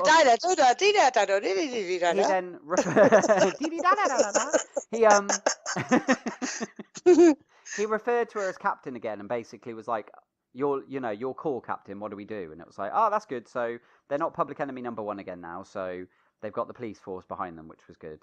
Exactly. And it was good to see Curtis back, all but brief, but yeah, it was nice to have him return. Yeah. Right, flash forward, they're all safe. Star City's going to be massacred, so the team have a plan. What the plan is, we'll find out in a minute. Yeah. Back in the real day, loads of targets, because they looked on the screen as they're everywhere. Yeah. But they need to find the detonator, and it's at Palmatech. There you go, Ray's involved again. Yeah. And the Irishman is saying they should detonate now, but she wants to make them be like the anticipation, like the fear of it all before they do it. Yeah. He's like, no, we've got to do it now. Let's just do it. And she says, no, let them feel the fear before we do it. Back in the flash forward, the kids going on the mission, they've decided that William and Mia and is it Zoe? Yeah. Is it Zoe? They decide they're the future. They need to go and do the mission for the Galaxy One. Yeah, because Felicity and Elena created a virus that they needed to upload to stop the Archer program. Yes. And she said, well, we got to let them go. And she said, oh, my babies. And she said, yeah, but you've got to do it, Felicity. You've got to let them do it. Mm-hmm. She weren't going to let them go, was she? No. I think it was Dinah, wasn't it, saying, Dana, Dina, Dinah, I don't know. Yeah. Back in the other bit, there was a massive fight scene with the coppers included, helping stop Mamika and to detonate the bomb. Mm-hmm. Yep. Flashback again, forward. William's been spotted and a virus didn't destroy Archer. Yeah. Back. So I know that's why I hate this episode, because it's back and forwards. But you have to sort of talk it in real time now because the way it all married up. Yeah. So we got Ollie and Amiko having a massive fight. The Irishman has turned up with his guys. They turned on Amiko and they're going to blow up the building. Basically. Yeah. I mean, you say obviously the Irish guy. That's Dante. No, it's not. It's the other one. What's it? Virgil. Sorry, Virgil. Virgil for Thunderbirds. Yeah. Or Stingray. Virgil and the rest of the Ninth Circle, and they basically then they turned on Amiko, didn't they? And there was that woman. The one that had spoken to her earlier on, who I don't really remember much of in previous episodes, but suddenly she became really important, and she ended up wounding Emiko. Yes. And then she wounded her, and then she was dying. She had a heart to heart with Ollie, didn't she? Yeah. Then she came to the light again because then they had the little conversation, and it was like, oh, everything's resolved. We love each other again now. I'm really sorry, and it's like a bit too late for that now, love. You know, you've caused all this trouble, and now you're gonna die. So it's a bit late. Yeah. Luckily, Ollie got out before the explosion. Yeah, because she also told them. She said about that they had to get away because whilst the Ninth Circle was still about, they would be looking for them, and she's like, you need to get away in order to keep your family safe and protect your baby. Yeah. So that's what happened there. Flash forward. Because the thing didn't go off, Mia was going to be the hero and go back and make sure it got done. Mm-hmm. She was her father's daughter, being at Ollie, and now she had 60 seconds to get out. Mm-hmm. And she did. Whew. Yeah. So Felicity and the gang won that war in the flash forward, but they're all splitting up too. Yeah. Because there was a lot of fallout from all of that, the older heroes decided that they were going to take the rap for it, but as a result they were going to go into hiding so that the younger ones could carry on living their lives and they wouldn't be held accountable for anything that had happened if there were any repercussions. Yep. So back in the real world, Felicity and Oliver decided they were going to leave the city, and there was a bit in the Arrow Cave. Yeah. Now, I don't know about you, but it was like the guy that plays Oliver, Stephen Amell, he looked really upset. That whole bit. That looked real, to me. Yeah. That looked like, oh, this is it. This is the end of this. Yeah. That scene, that whole scene, the whole goodbye and when they shut everything off and that, that he was stood there watching everything close down. It was so emotional because it was like, he looked genuinely upset. Like, this is it. This is the end of this now. Because I know we've got a shortened 8th season, but it seems that's not connected so much to this, is it? So it's like this. I thought it looked very genuine. Mm-hmm. So they're going off to the cabin in the woods. Yeah. To play Happy Families, and everything's going well. The baby gets born. Blah blah blah. He had a bit of time with the baby, and then the man from space has come to get him. Yeah, proximity alarm went off or something, didn't it? And so he grabbed a weapon and he went to go, and then it turned out, it was the Monitor, and he was like, now? Really? And then he's like, yes. And then Felicity's like, what's going on? And he's like, basically about the deal he had to make, and he has to uphold his end of the bargain. Yeah. And she's like, no, you can't. What's that deal he made? What's the deal he made? You kept saying that, did you say?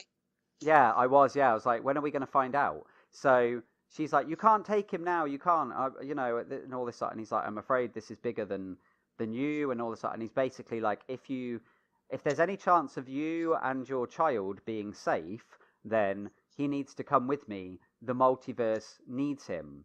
And it's like, wow. And then he's basically like confirmed as well that this is wherever he's taking him, this is a one-way trip. This is not something he's coming back from, that he's going to take him off and he's going to help him, but Oliver won't be returning. And so it's like... that was sad. So there's a sad bit with them too. And again, that looked really genuine. Yeah. Because he was actually like, he was crying, properly crying. Yeah. And it must have been for them, working together all these years, and apparently in real life they're really good friends and stuff, and it's like that last day of filming together, it was like, it's like this is a proper goodbye. This is, the end of the road. This is the end of the main whatever we've always done for years. So it was very, very good, well done. So that's the big saying you liked. And then we go to the flash forward. Mm-hmm. So Felicity said she had something to do, didn't she? Yeah. And she took the children to the gravestones, which was the dad, the mum, and Oliver's gravestone. Mm-hmm. And just said, that's when she said, I'm leaving now. I've got other things I need to do. You don't need me anymore. You don't need me anymore. You two are more than able to get on with the rest of it. Whatever comes your way, you proved to me that you're capable.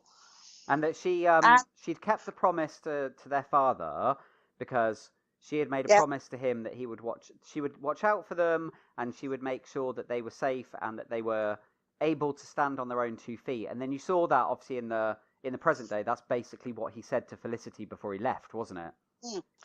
Yeah. Because they had that bit. They'd had that bit previously where they were on about William, and they were trying to say about reaching out to William's grandparents and seeing about bringing William home. But obviously that never happened because of this moment, because Oliver got taken away. Felicity clearly was like, maybe it's better if William doesn't come back. And she then made those choices. Because obviously when they said their goodbyes in the house, she also said, look after him for me till I see him again, or she said something like that. Yeah. And then obviously when the children bit, she walked off, and then she bumped into the spaceman again. And it was like... And said, are you ready? Yeah, he was waiting for her. And then she said, I've been waiting a long time to see him again. Yes. And then he opened up a portal. So it's like, well, wait, okay, so he's not the angel of death, so it's not like Felicity is dead and she's now going to the afterlife to meet Oliver. Going into time thing, isn't it? Yeah. So that was really intriguing. And it was like, what? Oh. So this is speculated. This was my speculation when I watched the episode, but I've also then since heard and seen a few things online as well where people are clearly on the same page as me, which is that I think this was the finale. This was the end of Arrow. So even though we've got another series, this was the end of the show Arrow. As we know it. Now, Season 8, based on how this ended, I think Season 8 is predominantly going to be tied up and tied in with this Crisis on Infinite Earths storyline. Right. I speculated to you last year when we had the crossover, the Elseworlds crossover, and then they had the little tease for that it was coming, but they said it was coming in the fall. And it was like, wait, the crossover normally happens in the winter time, so it's normally December they do the crossover. Yeah. And I said to you, this story's massive. This story went for a long time and covered loads and loads of comic books. What if all of the seasons of our shows next year, that's the story they tell? It won't be just a 2, 3, 4 part crossover and that'll be it. It will be every episode of The Flash, Flash, Arrow, Legends, and Supergirl will all be connected to this, or at least the majority of their seasons will be dealing with this Crisis on Infinite Earth storyline. That was strengthened a little bit more by what happened in The Flash as well, but we'll talk about that in a minute. Because like with Arrow, like I say, the sadness of it all, it can't be just a normal next season Arrow, can it? No. Because why would it be sad? Because they're going to be in it again. But that is the thing they did. So they've been like working on this for 7 years as the Arrow. Mm-hmm. Obviously, they're going to do something else, but it's still sad to say, this is it. Yeah.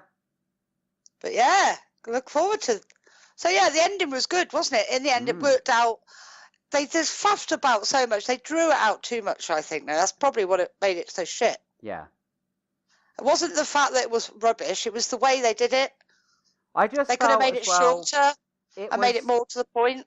It was not. It didn't pay off so because they had so many things. Like when it first started, and you had all the stuff to do with Diaz and the longbow hunters and things like that.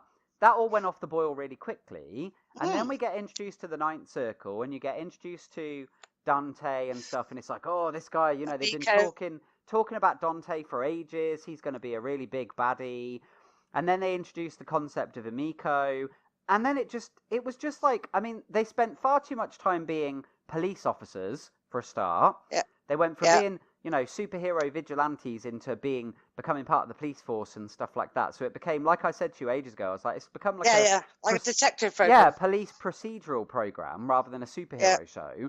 And then the stuff that it just didn't pay off enough stuff that they set up. No. And it just felt, and like the flash forwards, they were good in parts here and there. They were like, I think they should have made them like longer bits together rather than like couple of minutes of the flashback straight back into the other, because they didn't always marry up with what was going on in the other one. They could have like timed it better where they put them in so it wasn't so confusing, going, well, how's that marrying up with that? Near the end of the last couple of episodes, I think it more married up, so I can see why they were doing that, like they did with Oliver's flashbacks, forwards, backs, whatever you want to say. But right at the beginning when they kept doing it, it was like, what? That's there, now we're back here, now we're there, now we're there, now there. But at the time, they weren't marrying up with the real story, the current story. So that's what probably made it even worse to watch. So, well, it's done now. But now, so now I'm really excited for season 8, because I'm like, well, you know, what form of Arrow show are we going to get for these final 10 episodes? So it's going to be really interesting. And also, you know, there was like, is there misdirection going on here? Because obviously, like you said, in the flash forward, you know, we saw they were at a gravestone. There was a grave for Oliver Queen.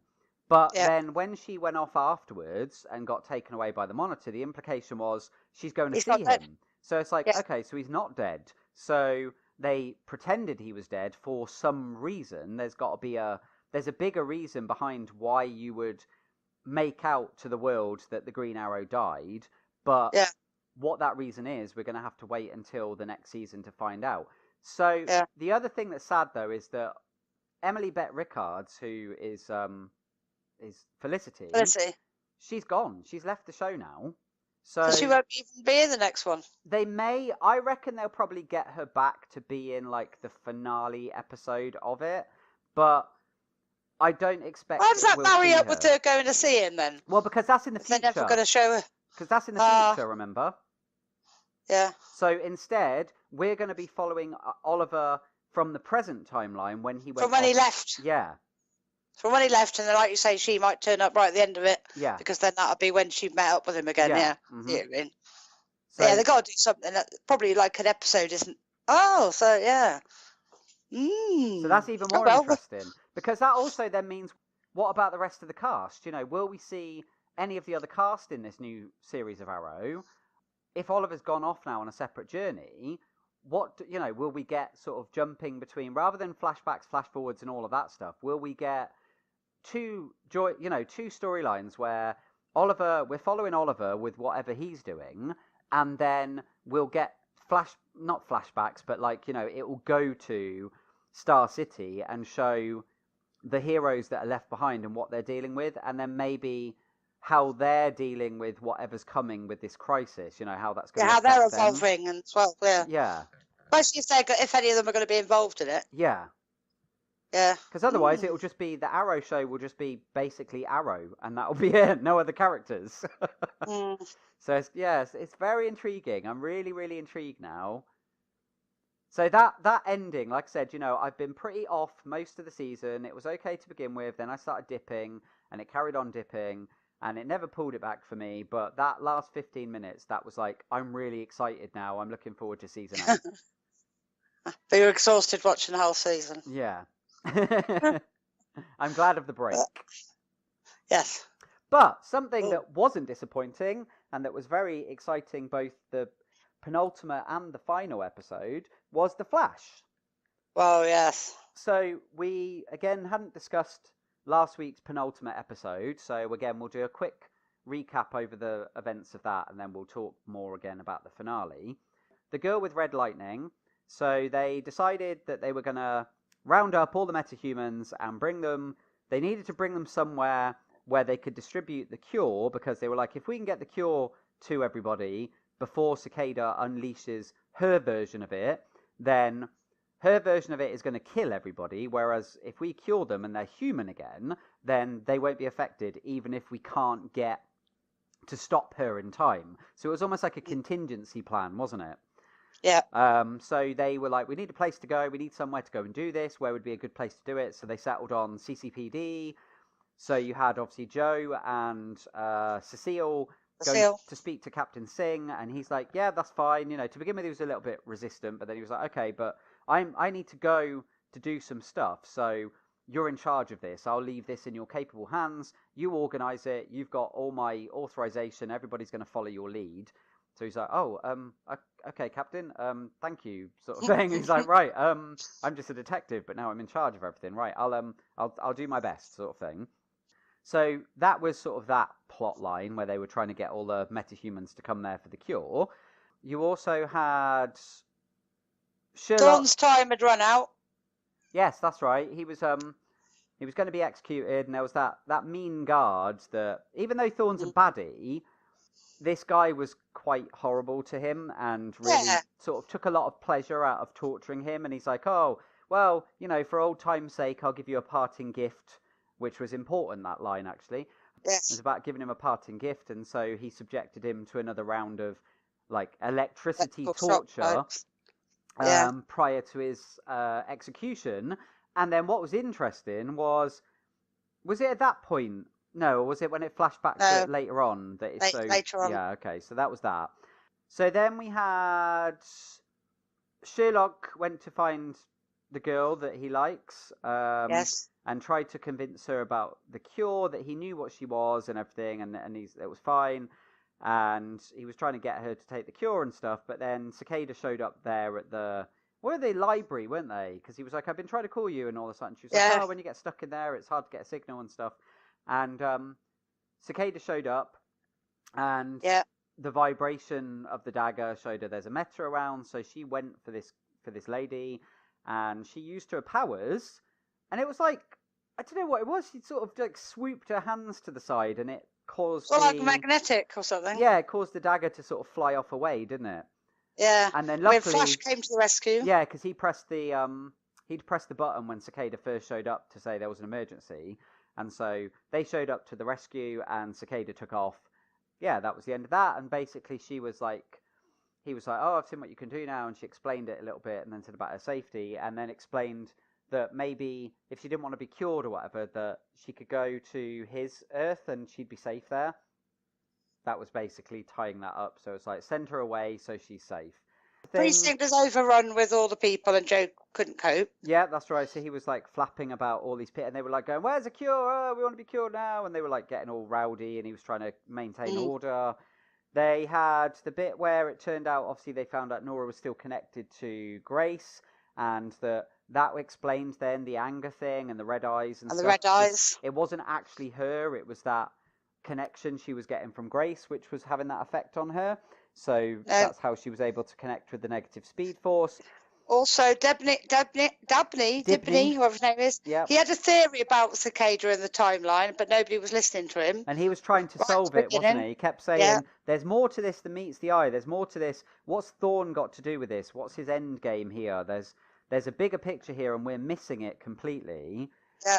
So he was trying to work that out and trying to figure out what it was. Then, like I say, we're not going through every little bit. Cicada managed to collect all the pieces she needed to do what she had to do.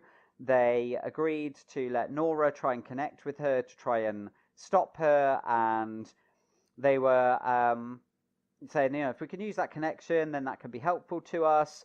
So they were like, okay, we'll do that, although it's dangerous, but, we'll be here every step of the way.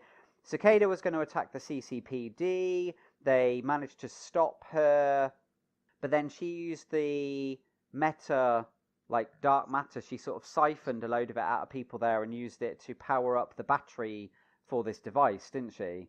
Yeah. They were then all sort of trying to deal with her and stuff. Cisco disabled. Cisco was trying to defuse the bomb. Yeah, that. And then Ralph worked out what the plan was, because they were like, okay, well, what we can do is we can use this, because they had that device, and they were like, we can use it to basically shatter and disintegrate the dagger. So what we'll do is we'll send it through this thing. And Ralph was like, no, we can't, because Ralph then had worked out, wait, I know what the plan is. And then it was all like this slow-mo thing where he was like, no, because they were shooting this beam while the dagger was flying through the air, and the idea was that it was going to destabilize the dagger, which would then make it, useless, and they could destroy it. And he was like, no, and he sort of tried to jump in the way, and it all went into slow-mo. And then the reason he did that, and the reason he'd worked it out, we go back to the future, and they're getting prepped to execute Thorn, and they opened his costume, didn't they? And he had the dagger. And he had the dagger embedded in his chest. And Cicada had also said she didn't have the dagger in the other time. Yeah. And it's like, no, he's got it on him. Well, obviously, it ended with, like, Dibney in front of, did he stop him? Did they shoot the dagger? And then it ended. It was like, oh, whoa, finale, let's find out. So then we move into the finale. So that was all the setup, putting the final pieces together. So we move into the finale, which is called Legacy. So it basically just picked up from where it left off, didn't it? Yeah, Dibney stopped it, but he's gone all weird. Well, because it was what was it they used? It was the destabilizer. It was a mirror gun or something. Yeah. So they used that, and it sort of destabilized all the cells in his body, and it made him all blocky and weird and stuff. Yeah. So it's like, that was so good. The effects were great. Yeah. And then they were all like, why did he do that? Why did he stop it? And then she escaped, and they were like, we don't understand. He just ruined our whole plan. And he could speak a little, but not properly. And Barry went over to see if he was all right, and he just sort of, what did he say? He said something like, the plan, Thorn, the dagger, or something. He was like just only able to say a few words, but they didn't know what he meant. So they were like, oh, what's going on? We don't understand. So then they had to get him back to Star Labs to try and treat him. And then, was it at that point then it also jumped into the future, because it then showed the continuation of their prepping Thorn for his execution? She had No, it went to Cicada. She had another plan. But she got away, didn't she? Yeah, she got away. She had another plan as well, because that one didn't work. They went all CSI because they found a bit of wood. Yes, that's right. From the police station. They were like, where did this come from? There's nothing broke, there's nothing wooden here, so where did this piece of wood come from? So they took it back to the lab to analyze it, and with that piece of wood, they were then able to work out where Cicada and young Grace were. Yeah. And also they found out that if the dagger couldn't be destroyed in the past because Thorn would be free. The past, future, whatever. They realised what Dibney was saying is if they destroyed it then, it would have made him free in the whatever, wherever he was. He past or future? Future, yeah, because it was Sherlock, wasn't it? Sherlock went back and because he was puzzling over why would Dibney have done this. He has to have done it for a reason. He's a detective like I am. He must have figured something out, and so he went back and looked over the stuff that Dibney had put together, and then he was like, now I understand. And he was like, the reason is because Thorn has created what did they call it? A reverse time hack. Yeah, so he something like that. Created this really clever plan where he needs them to destroy the dagger. He's not being benevolent. He's not saying, oh, I'm gonna die, so I'm gonna help you reconnect with your family for all the horrible things I did to Barry, so I'm gonna help you stop Cicada. It was like, no. It was also always a master plan, wasn't it? Yeah, he was going to try always part of it. He wanted them to stop Cicada to destroy the dagger, because if they destroyed the dagger, it would free him in the future, and it would prevent him from being executed. Yeah. So with their CSI work, they found out the location where they were keeping. Well, did they know that? Yeah, they knew Grace had gone, hadn't they? Little Grace. Basically, with Nora and all her weird master plan, they went off to the woods to stop them. Because they decided to use the connection one more time, but they were going to use that little device thing where they used a few episodes back where they were able to go into people's minds. Yeah. And they said, if you can get...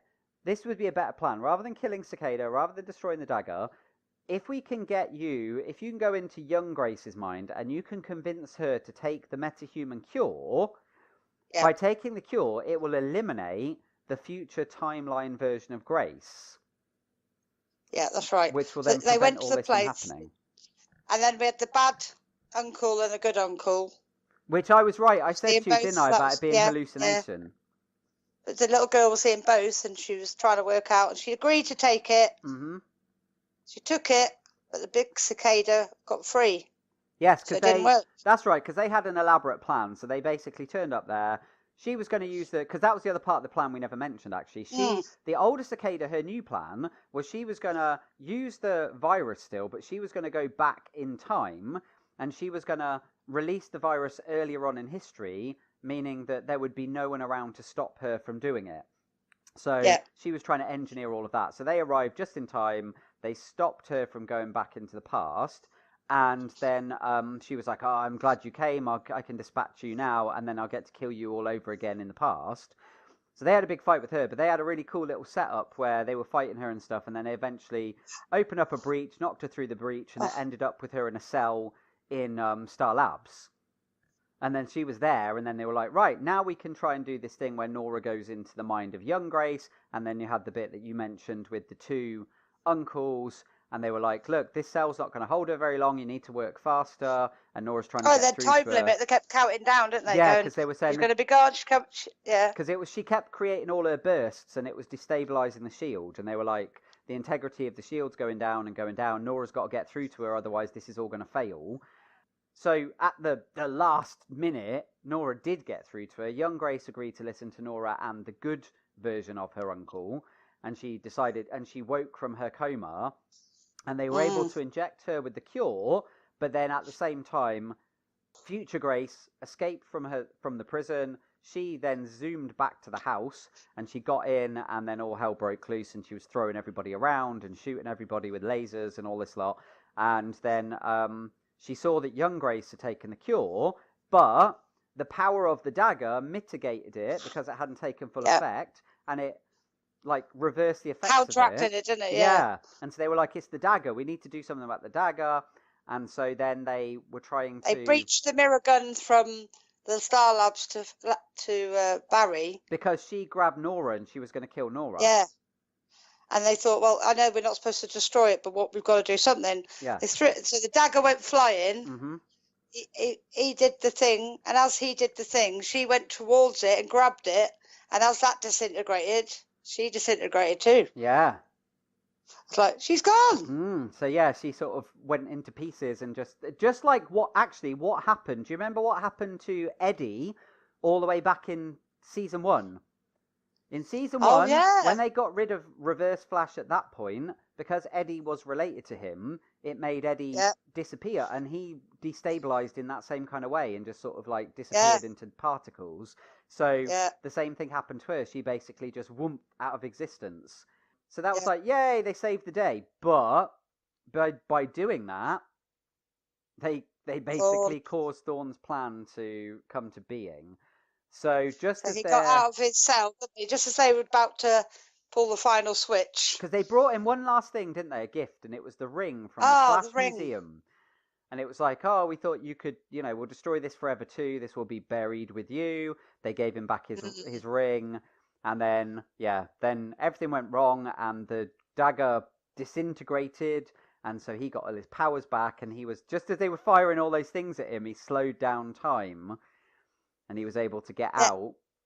Killed all the soldiers, and then he didn't kill the Punisher. So he said, no, I want to punish you. And then that was the bit, like I said, we would come back to, where the guy had said to him about having a parting gift for him. He was like, I have a parting gift for you. And he sort of did all the stuff to him, and then he stuck his hand through his chest and killed him, didn't he? Yeah, yeah. And then he grinned. And now he's back on the loose. And then he put the ring on, and he put it out in front of him.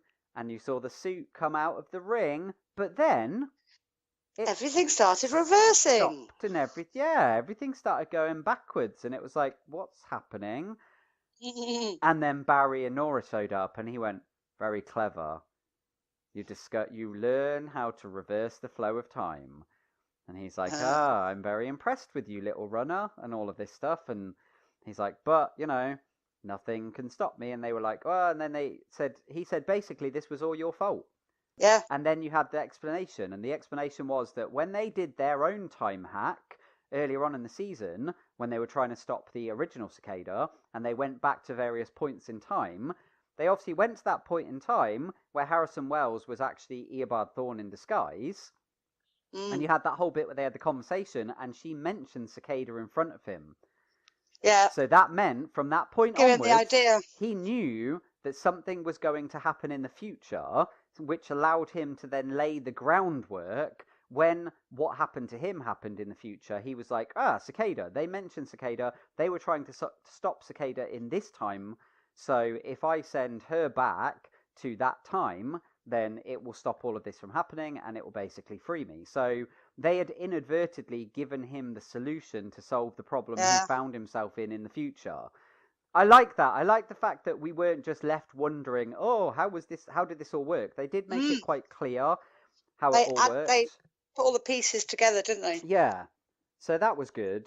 But the problem there was, by destroying cicada from the future and destroying the dagger, it then meant that without the dagger, that wouldn't happen to Thawne. So if that didn't happen to Thawne wouldn't be the mentor for Nora to come to, which would end up with her going back in time. So it effectively created a new timeline, which meant that the Nora that travelled back in time was no longer part of that timeline anymore. So she was starting to disintegrate, because it's like, you don't fit here now. Yeah. And then again, another clever thing they did, that was then the explanation for how Thawne is still alive, because he had obviously a version of himself in the timeline. When he was being destroyed himself, he learned about, obviously, the negative speed force, and using the power of the negative speed force, it was able to make a version of him exist outside of the timeline that he should have been in. So where he should have been erased from existence, instead he's able to carry on existing independent of Eddie or anything like that, because he used the power of the negative speed force to create a negative version of himself. So that was good as well. So we got that explanation of like, well, how is Thawne reanimated? How is he here? How is this possible? Yeah. So that was good too, that they paid that off. And then he said to Nora, like, you can do that too. If you use your anger, go into the negative speed force, use it, and it will save you. And so Barry took her off, and she was like, no, I don't want to do this, because I don't want to become like him. She felt she was becoming like him, didn't she? Yeah. He's gone, so he's gone to fight another day with us, which is good. Wasn't that fight scene really cool? The fight scene was so good with they had the time sphere, all the gang, everybody. It's like, well, and they were like, they created one breach that he went through, and then the breach where he came out the other side, and then Frost froze him. And that bit, I loved the way it came flying through the time sphere, and it he just ran straight into it. It was like bonk, and it knocked him on his ass. It was like, that was really funny. Special effects are always good. But then eventually he escaped, didn't he? Although he did say one thing before he went. He said something to Barry, didn't he?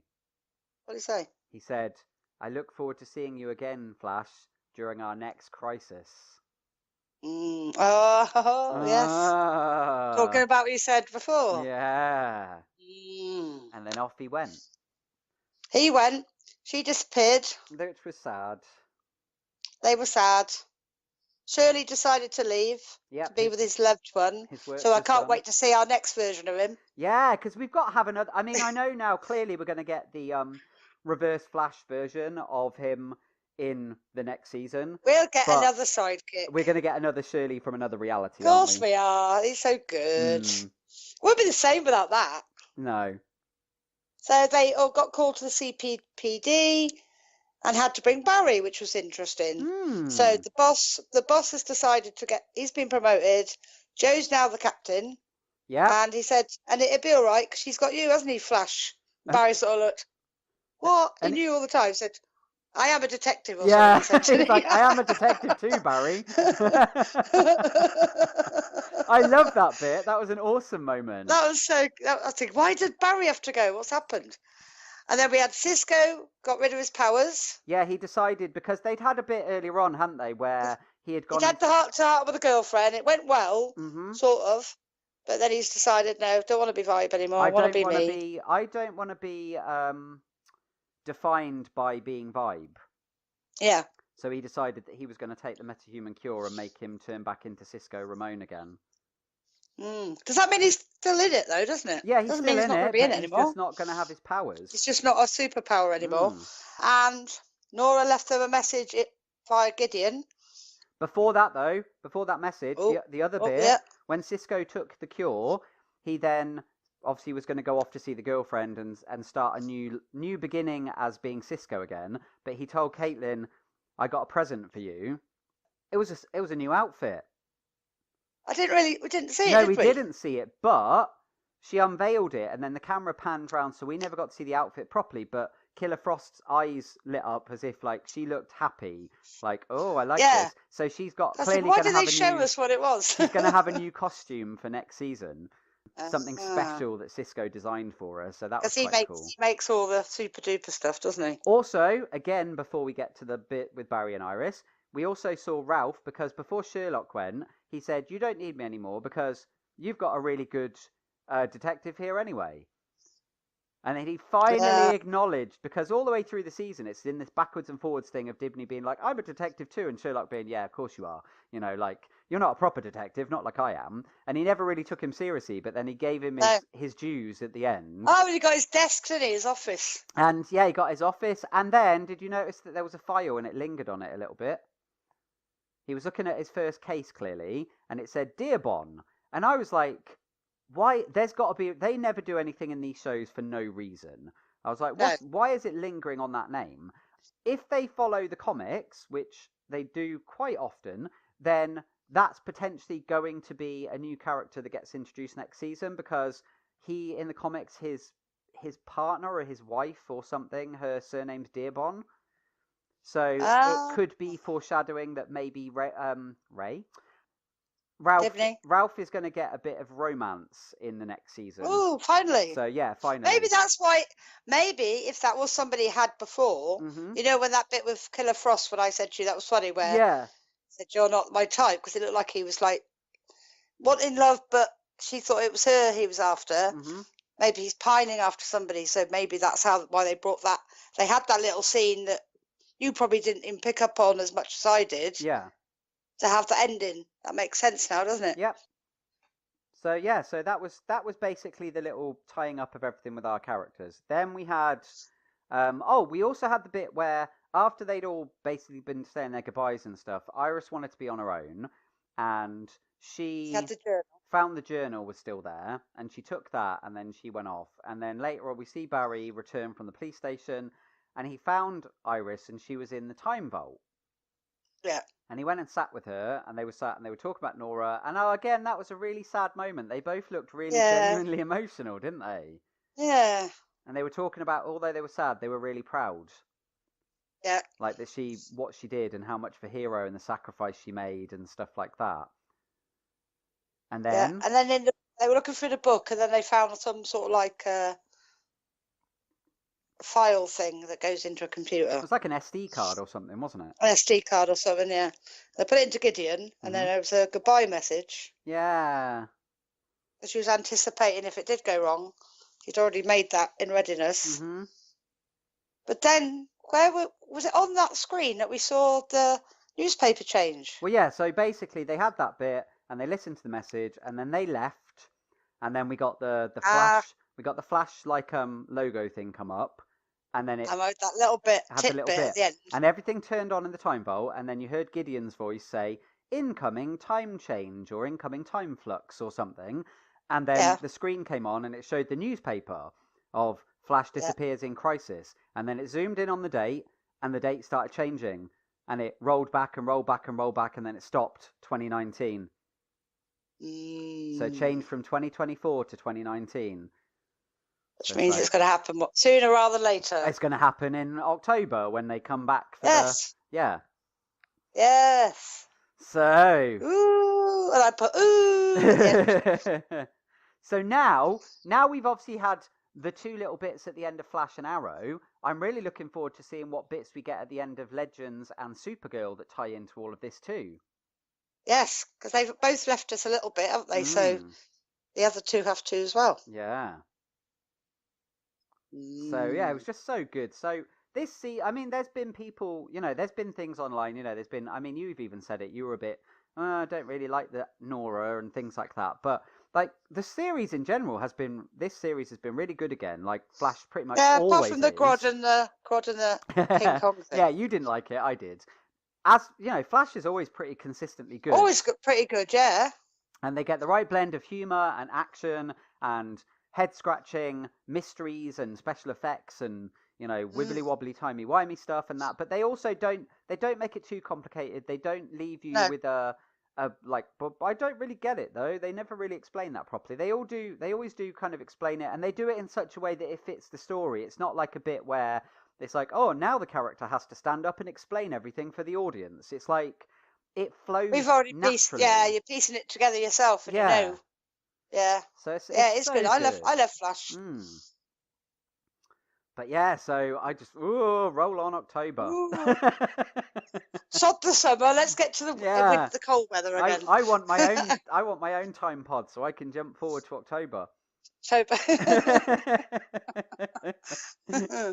Yeah, so that was awesome. So there we go. So that's all of the Arrowverse. So that's 2 finales. So next week we will have the finale of Legends and the finale of Supergirl to discuss. And then that'll be it. That'll be it for all those Arrowverse shows until October. And the coming crisis, which could completely change the face of this franchise, of this Arrowverse, massively going forward. They could do all sorts of things. Like I said, they could use this as a way to unify all of these separate versions of the DC shows and bring them all under one banner and bring them all under one thing. No longer will we have Kara off on a different Earth, and hopefully they're going to find a way to bring Black Lightning into it and stuff like that. So. We'll have a little theory on that, but I'll speak to you off air on that one. Yeah, just something I was told, so I was thinking I need to discuss that with you. Yeah, no problem.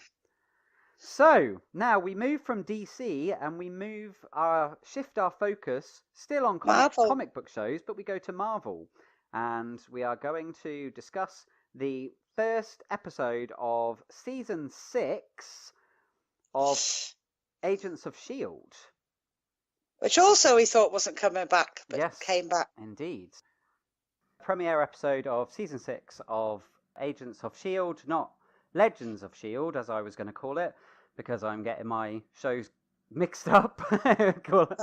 One, Agents of Tomorrow and Legends of S.H.I.E.L.D., if they ever do a DC Marvel crossover, they could cross the titles of the shows over. But yeah, what did you think of the return of S.H.I.E.L.D.? Did you enjoy it? Wow. Oh yes.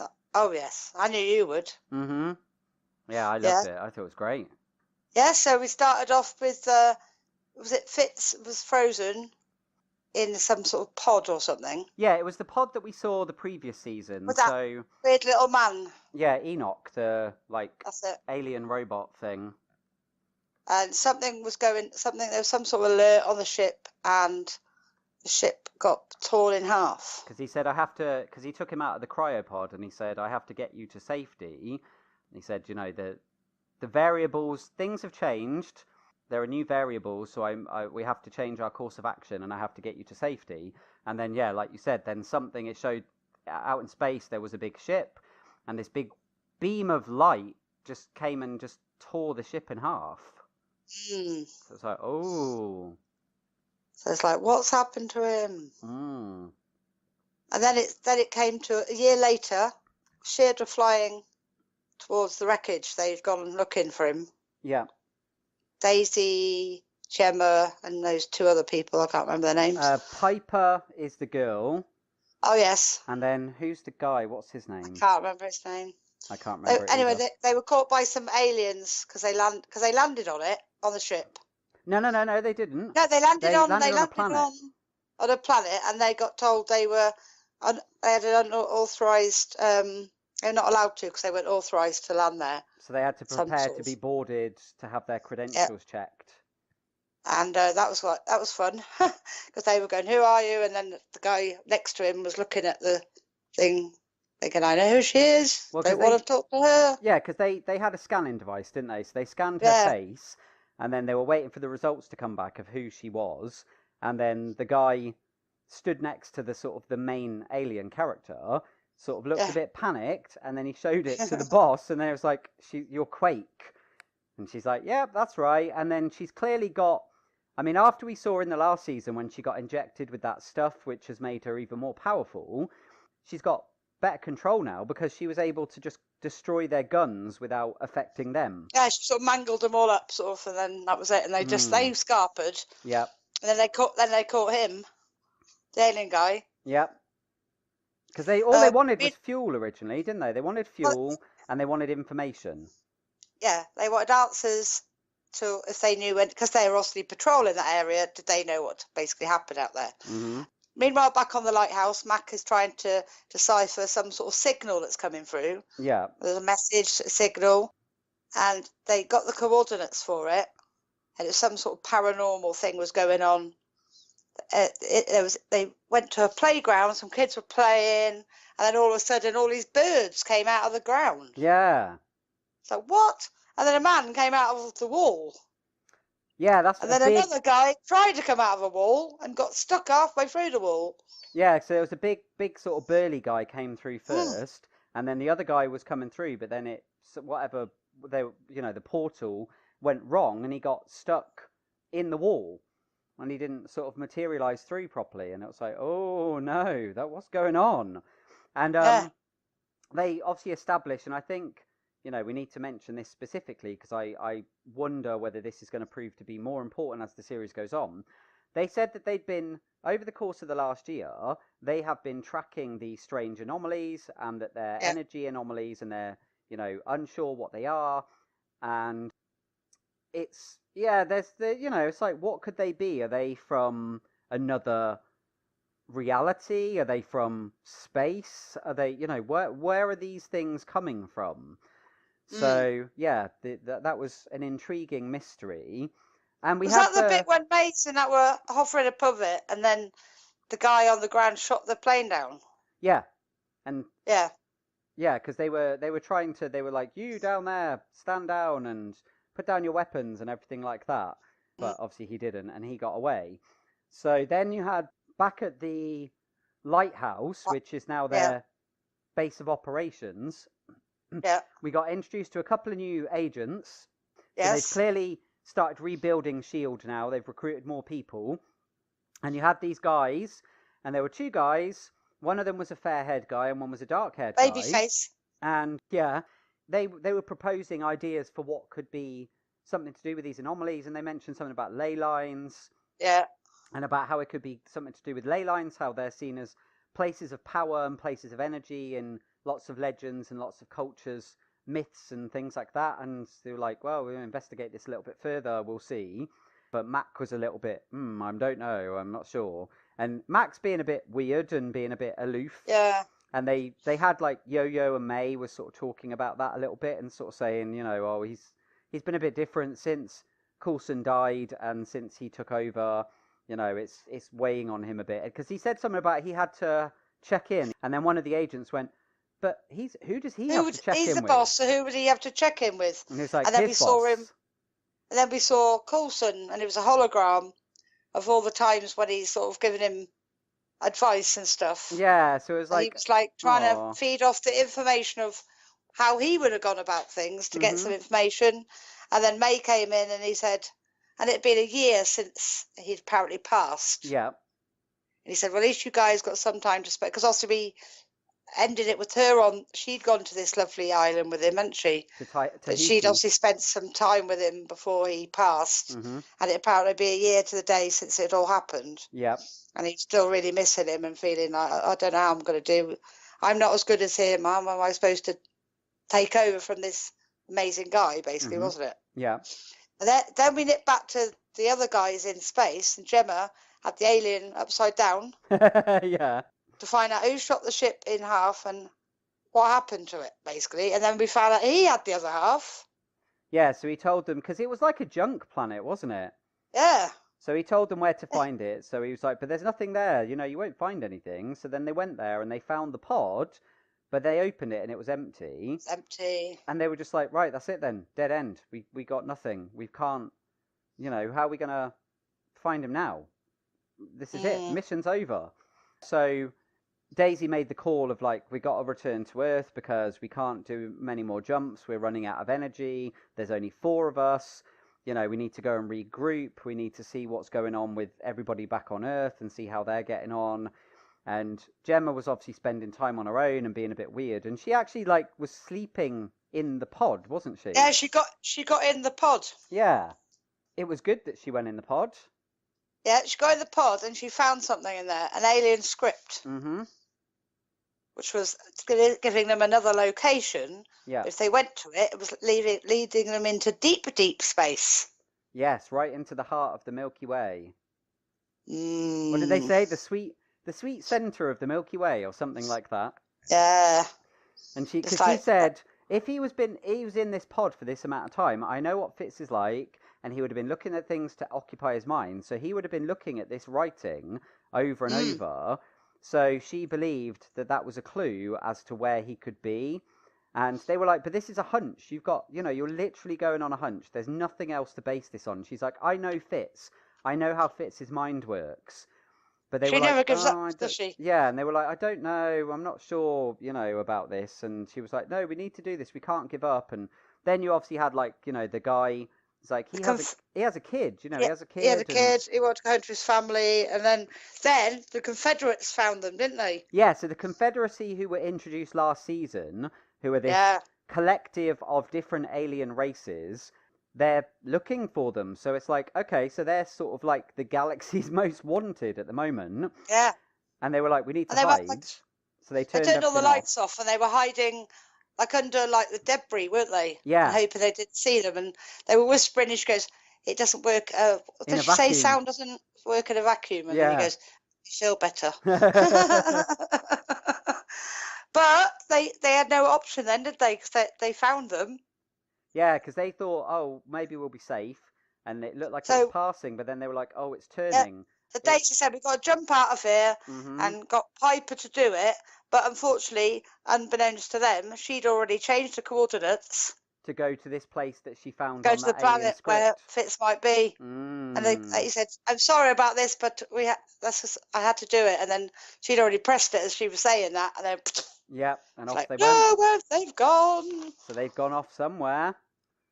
So so that was all really exciting, and I loved all the space stuff. Was really good. The special effects and everything. It looked like film quality. It was so good. Yeah, another program that knows how to put some good special effects out. That's that Disney money for you. Well, that's what always makes us exhausted, isn't it? Because it's so whoa. But meanwhile, back on the lighthouse, back on Earth, we found out that Yo-Yo fancies the new guy, the guy from Haven. Everybody. Yeah. So. I pointed out. Yeah, the guy that was Sheriff Nathan in Haven has now shown up again in another genre TV show. His name's Damon. That's right. And I wasn't sure because I kept looking at him and going, he looks a bit like this guy, but I don't think it is him. But then obviously you did a bit of independent research and found out it was him. Yes. So I was like, oh, that's cool. Yeah.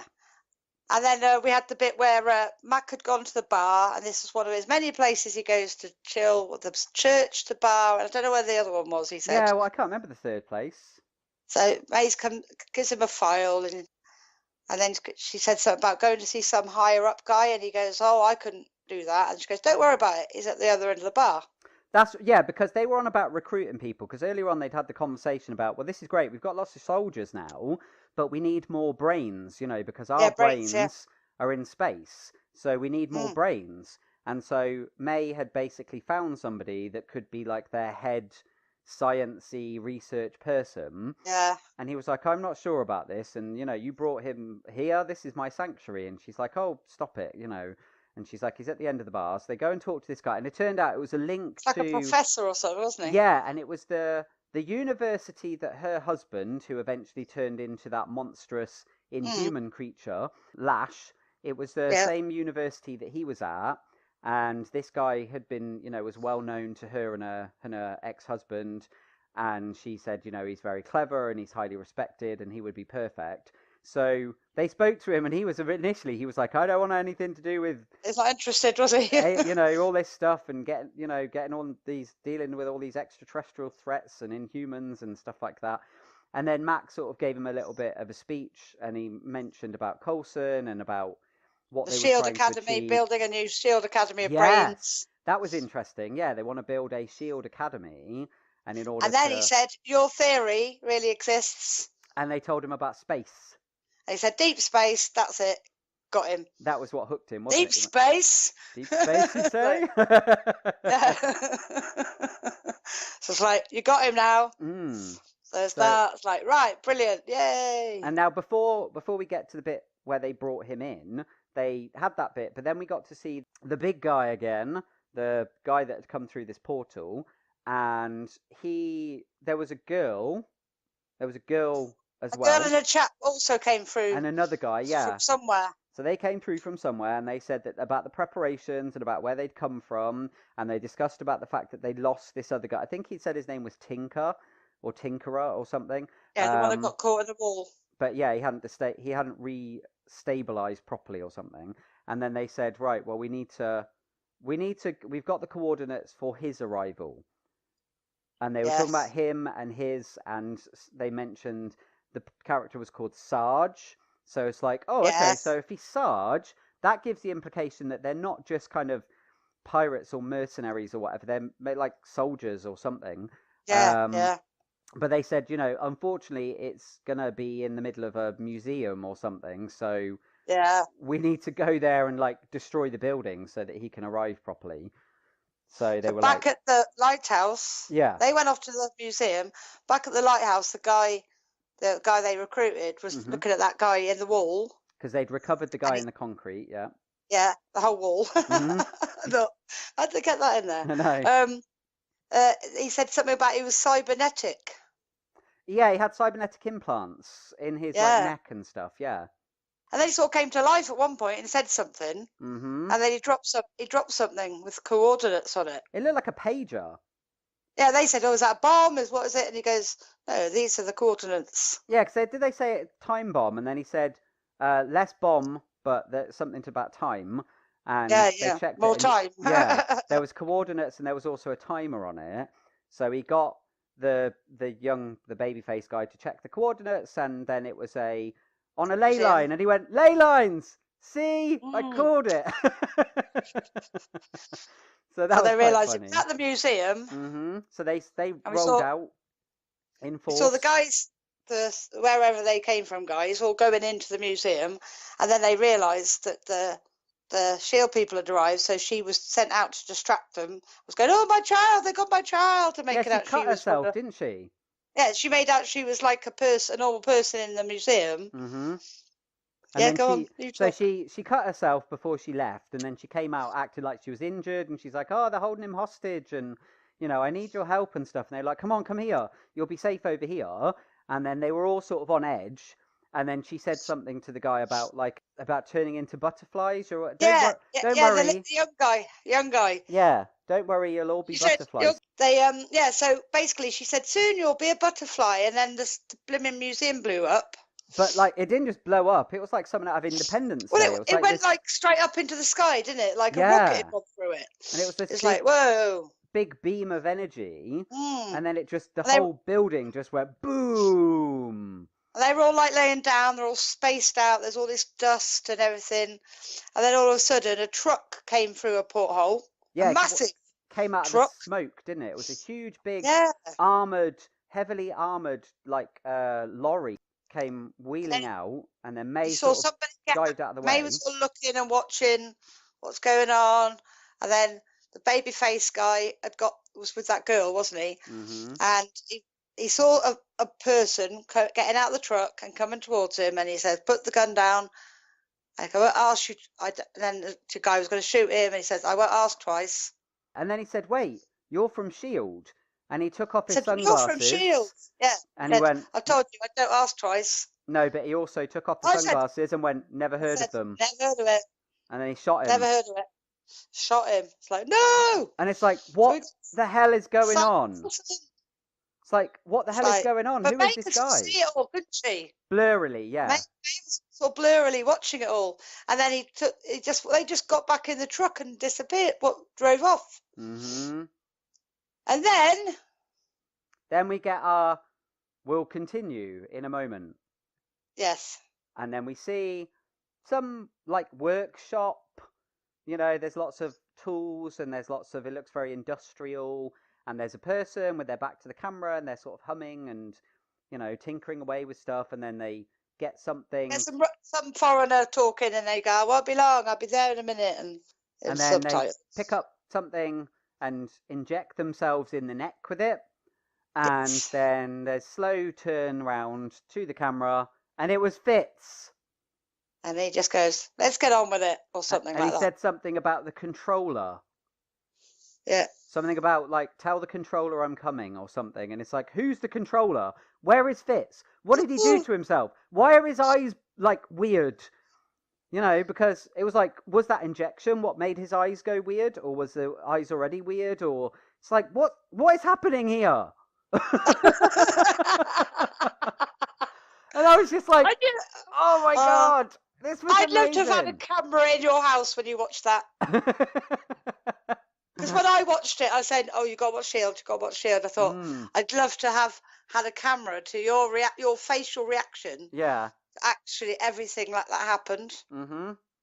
It's like, Dom's going to be blown away when he sees this episode. Oh, it was amazing. It was just, I was just like, this is so good. It's so exciting. What a way to come back. I know. They definitely came back with a bang, didn't they? I was exhausted, as always, when we watched that programme. So, something I will say here then. So this is going to be less for you and more for people listening that follow Marvel in general. So I mentioned before about us, it was important that we talked a little bit about the fact that these are anomalies and they're portals and things like that. I know it's been a few weeks now since it's been out, but I will try not to go into spoiler territory for about the new film, Avengers Endgame. So they've said basically this season of S.H.I.E.L.D.